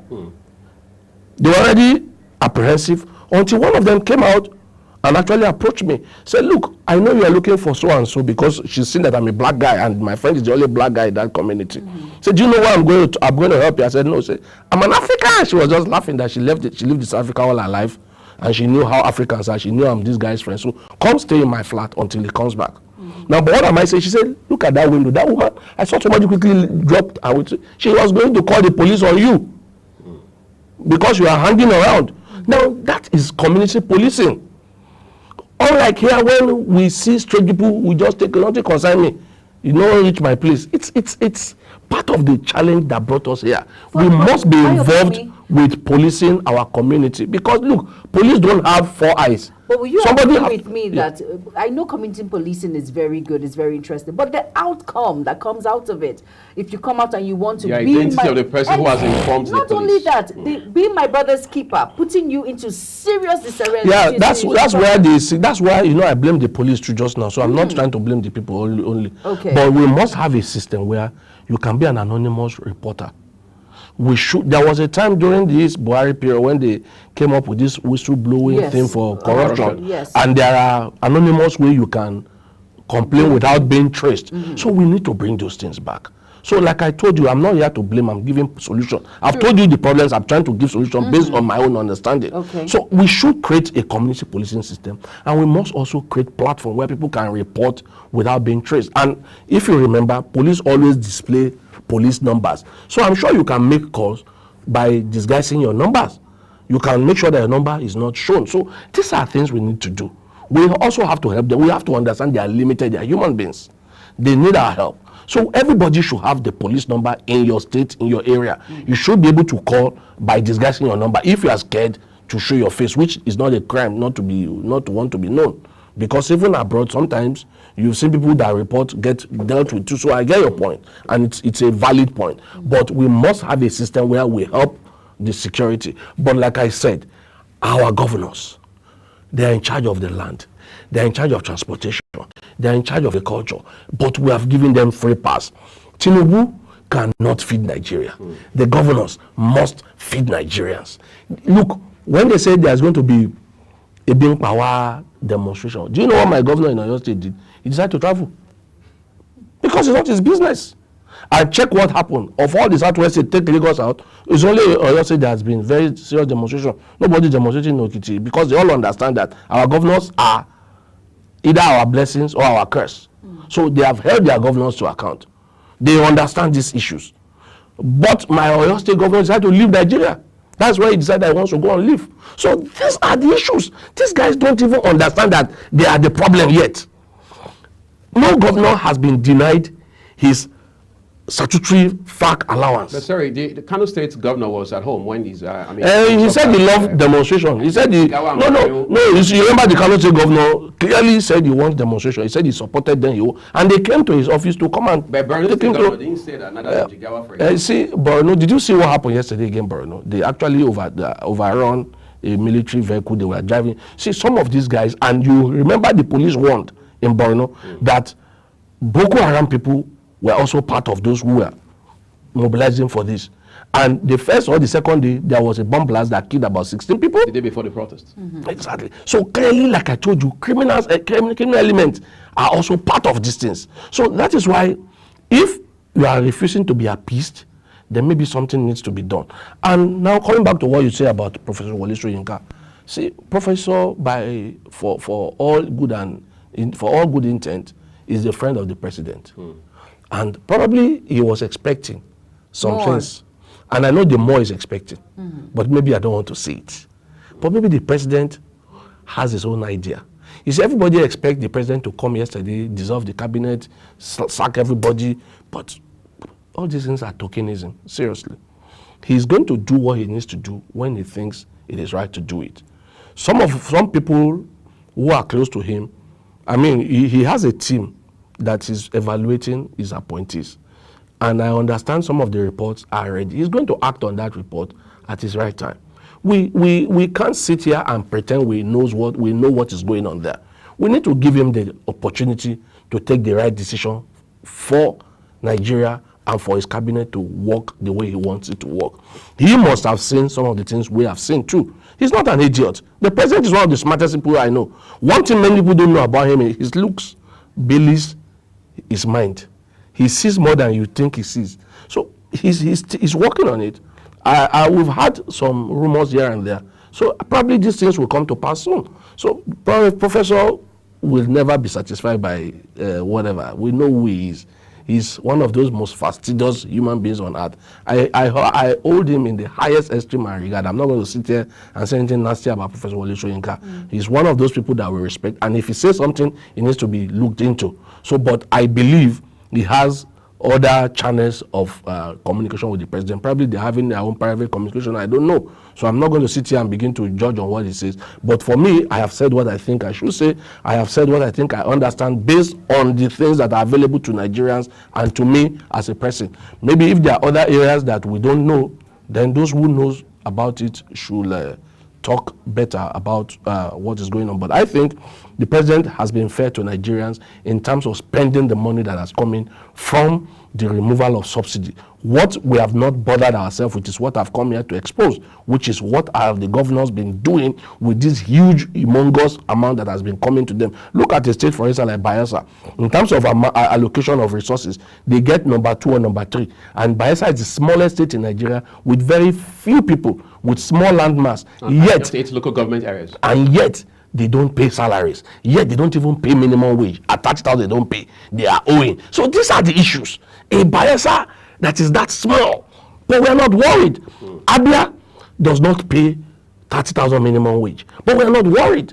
It is Tinubu we are angry at, who has decided to pay 70,000. So these are the issues. But you seem to be mentioning opposition states. Because they are no, I'm not opposition here. They are APC run no, states. Please mention one for me. I will tell you what I think about. Issues. But I want to ask you something. No, please give me one APC that is not paying. It's a Monday now. I mean, a lot. Okay, yeah. We remember that the former Kogi State governor was not paying full. That changed under the new governor? Yeah, it has changed because I asked people. It has changed. The new governor is paying full salaries to people now. No more half salary, no more less than minimum wage. I'm aware of that. So it is not about opposition for me. It's about what is going on.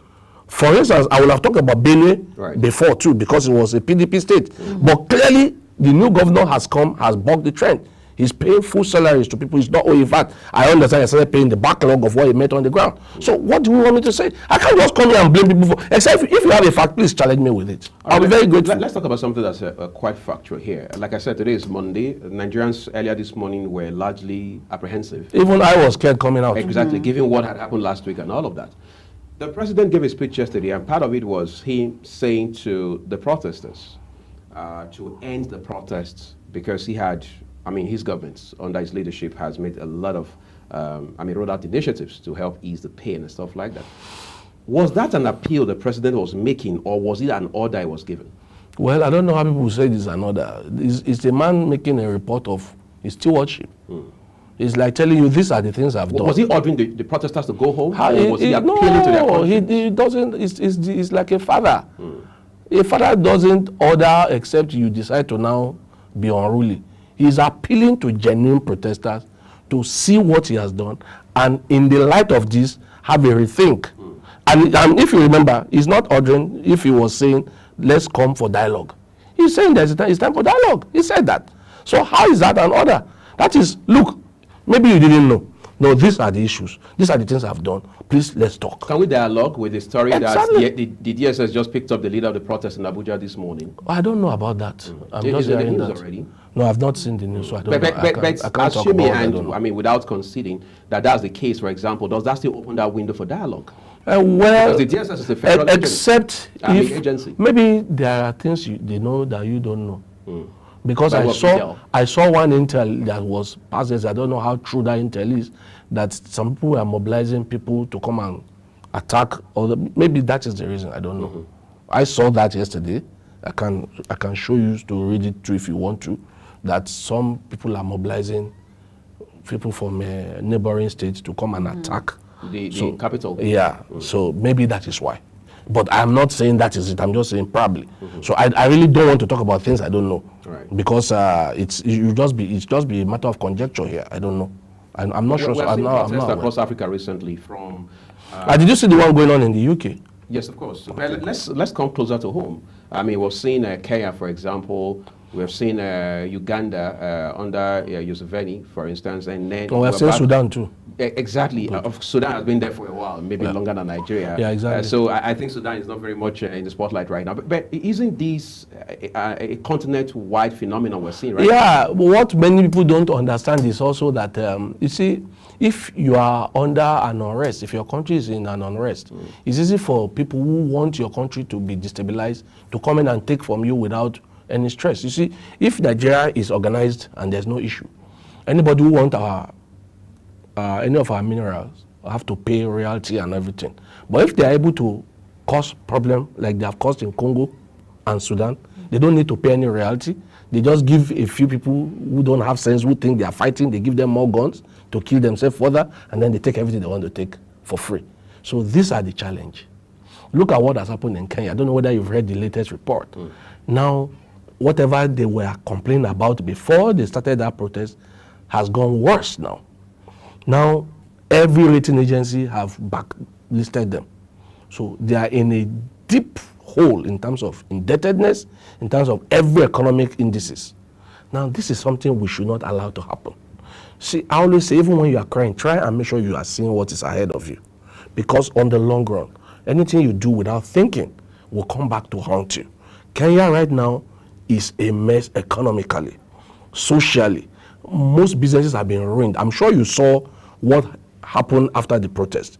They looted shops, and Kenya is a small economy. Kenya is also an economy that thrives basically on tourism. Now that has been destroyed for now. So these are the problems we need to look at. And when I mention Sudan and Congo, I know what I'm saying. Sudan started like a protest. One lady started, it was a bread issue. Say bread. Now today Sudan is now on a war path. Somebody, I think Elon Musk this morning, I just saw him say, yesterday I say, Britain is on the path to a civil war. I don't know whether you've seen that.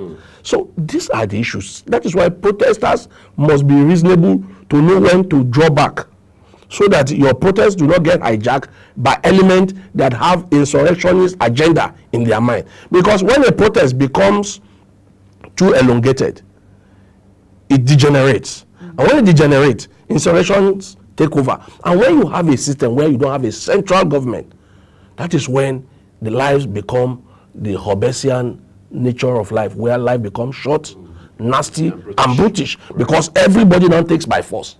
We don't want to get to that point. Well, let me ask a question, Ayobami. Now, we've seen that some states are actually talking about drawing back. States like Edo, for instance, Ring Road, they've decided to dismantle their podium, and some states who have actually followed suit.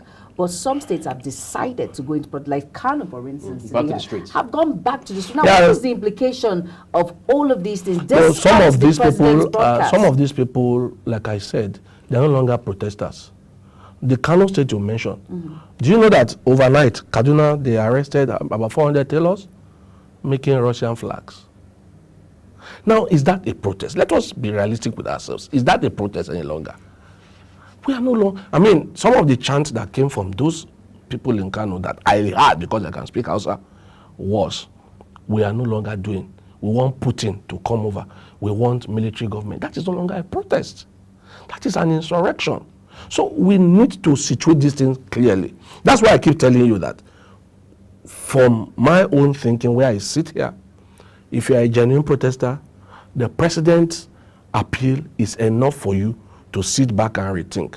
Give him time. Let's see how the implementation of these things will work. Then you can now re-strategize and say, look, let's give him time or let's fight further. But anything that begins to have a coloration of insurrection, I don't support. Protest is a legitimate tool to draw attention to your pain. Now you have drawn the attention. You wanted attention. You've gotten that attention. The president has spoken. Now, after that, any other thing, I don't understand it again. Do you know what those are genuine protesters you just mentioned. They've dismantled and said they are going home because he has spoken, he has addressed their issues. Now, this one that say we are not agreeing, they are carrying foreign flags. They are calling for military takeover. Those are no longer protesters. Well, let me ask a question, Ayobami. How did we get to this point of protest in the first place? Do you think it's a backlog of what individuals have decided to, to take in? If you look at it months back in Niger State, there was a protest that had to do with hunger, and we know about the looting that happened in warehouses and all of that. Do you think if the government was proactive that time, we wouldn't have gotten to this point? There's no proactiveness. You can be proactive when people have other different agendas. People are hungry. People are always going to be hungry. Let us be realistic with ourselves. I saw a letter written by Taisho Lare in about 40-something years ago about his school. It will have just, all you need to do is change the name of that letter. It is just written yesterday. So it is not yesterday that we'll start having problem. And that's why I said, look, if you have a problem, what we should have done is let's control. Okay, let me give you a honest example from Nigeria. I've told you how the population issue had been a problem, right? Now, we built our last refinery in 1984 or 82, which means we have not added a single refinery to our refinery. In over 40 years? In over 40 years. Okay, but when we took our last population census in 1988, do you know how many we were then? 88.2 million. Go and check. And now, when we took the last one under Obasanjo, in 2006. 2006, it was 100 and what? I can't remember the exact figure. Now we're using estimate. So which means we've stopped developing for 40 years. But we keep developing human beings that we can't train. So it doesn't matter the rate of your economic growth. The moment your population, this is an economic term now. If your population growth is above your economic growth, nothing you can do. Nothing. Because for every 1 naira you are going to be making, you are going to be having more people needing that 1 naira than what you will have had if your economic growth and your birth rate is within the same range. So our population growth is too big for our economic growth. So we need to understand this. So I am very, very big on economy and population because I understand the nexus between it. And like I keep saying, if your father is a manager in this company and he earns 500,000, and my father is a manager in the company and he earns 500,000, my father has 2 children, my father has 6 children, your father is going to struggle because he needs more money to take care of more people. Now that we're talking about the economy, as we tied up now, Ayobami, Kenya, you mentioned a while ago, started their problem. I mean, their problem started with the... They said there was a tax issue. Yeah, there was tax reform. Exactly. Yeah. That led to protesters taking to the streets. And do you know why the tax reform came? Before you go to your question, it was because they were having a huge debt. So they were trying to make a tax reform to be able to pay off the debt, just for all to understand. Right, the perspective, right? Perspective, but, yes. but then again, we understand that these ideas basically came to President William Ruto from the IMF. Yeah. We're yet to confirm all of that. But we do know, for example, the amount of influence that multilateral institutions exert on African countries and even other parts of the third world, as they call them, the global south. When the current governor of the CBN, Dr. Olayemi Kadoso, was being grilled by the Senate, I mean, when he was being screened, Senator Oshomole vehemently and repeatedly told him about the dangers. In fact, he even advised President Tinubu from that point to say, look, the president must be careful. The CBN governor and those who manage our economy must be careful how much they listen to the IMFs of this world, the World Banks of this world, and even the AFDBs of this world, for example. Is Nigeria listening? And how are we sure President Tinubu is not also under this influence? I honestly can't answer the question, but I will tell you something around that area. Right. I'm a political and development economist, right? I am also a vehemently anti. We call them the Washington Consensus Group, right, or what you call the Bretton Woods Institution. I am also completely against them. I am anti them because I understand that these institutions were created with the sole aim of advancing their own interests above your own interests. So I don't know if the president is listening to them, but if he is, I will beg him to stop. But like Obasanjo said, you don't fight them. You listen, but you don't do. So that they don't deliberately create problem for you and stifle your economy. They will deliberately make your life difficult. So you don't fight them. But what you do is you don't take their plea. I remember our former Minister of Finance, Kemi Adeosun, saying we will use our own homegrown system. She didn't follow their advice. So I will advise, if the government is listening today to me, that we should not fight them. You don't fight these people. They are big. They are strong. I have taken my time. In one of my classes when I was running my PhD, one of the books that I had to deal with or use is the Confession of the Economic Hitman. Then it has the New Confession of the Economic Hitman. Their plan and their program is always to destabilize your economy. No doubt about that. And if you don't listen, they can even kill you. The man gave example of so many countries in South America, how they kill them, how they use the FBI to create coup. And so, yes, I understand these people. So you don't fight them, like I said, but you don't take their pills because it has never worked. Even in Europe, it didn't work. Remember, Portugal had to go to Angola to help their economy. We remember when they took their eyes on Greece. We saw what happened in Greece then. So clearly, these institutions were built not to help you, but to pretend to be helping you. We know this. So I don't know if the president is listening to them, but even if he's listening to them, he should not follow their policy recommendation because it is always built to advance their interests above your interests. This is where I belong. I belong in that school of thought that will never follow whatever the IMF, the World Bank, and whatever they are saying. I don't like them. They don't like us. They hate us. They don't want us to develop.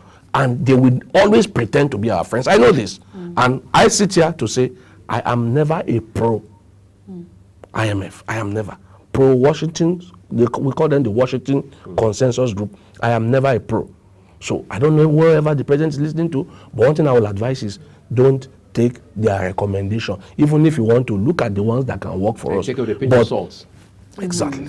I think that's where we're going to leave it. Ayobami Oyolowo, political and development economist, for coming to share with us this morning. Your insights are very valuable to us. Thank you very much for having me. Thank you, Mr. Ayobami, for being a part of the program, sharing your well of experience with us, and of course, knowledge. Thank you so much. Thank you for having me. And that's where we're going to leave it on Global Morning, this Monday's edition. We want to say a big thank you to you for spending part of your time with us on the program. Just a quick caveat for you to realize that the views of our guests are their opinions, and we do respect those views as well, and there are no opinions of television. I'm Uyi Agmofwebe. And I am Jumai Manson. Thank you all so much for being a part of us, with us on Global Morning. Bye-bye.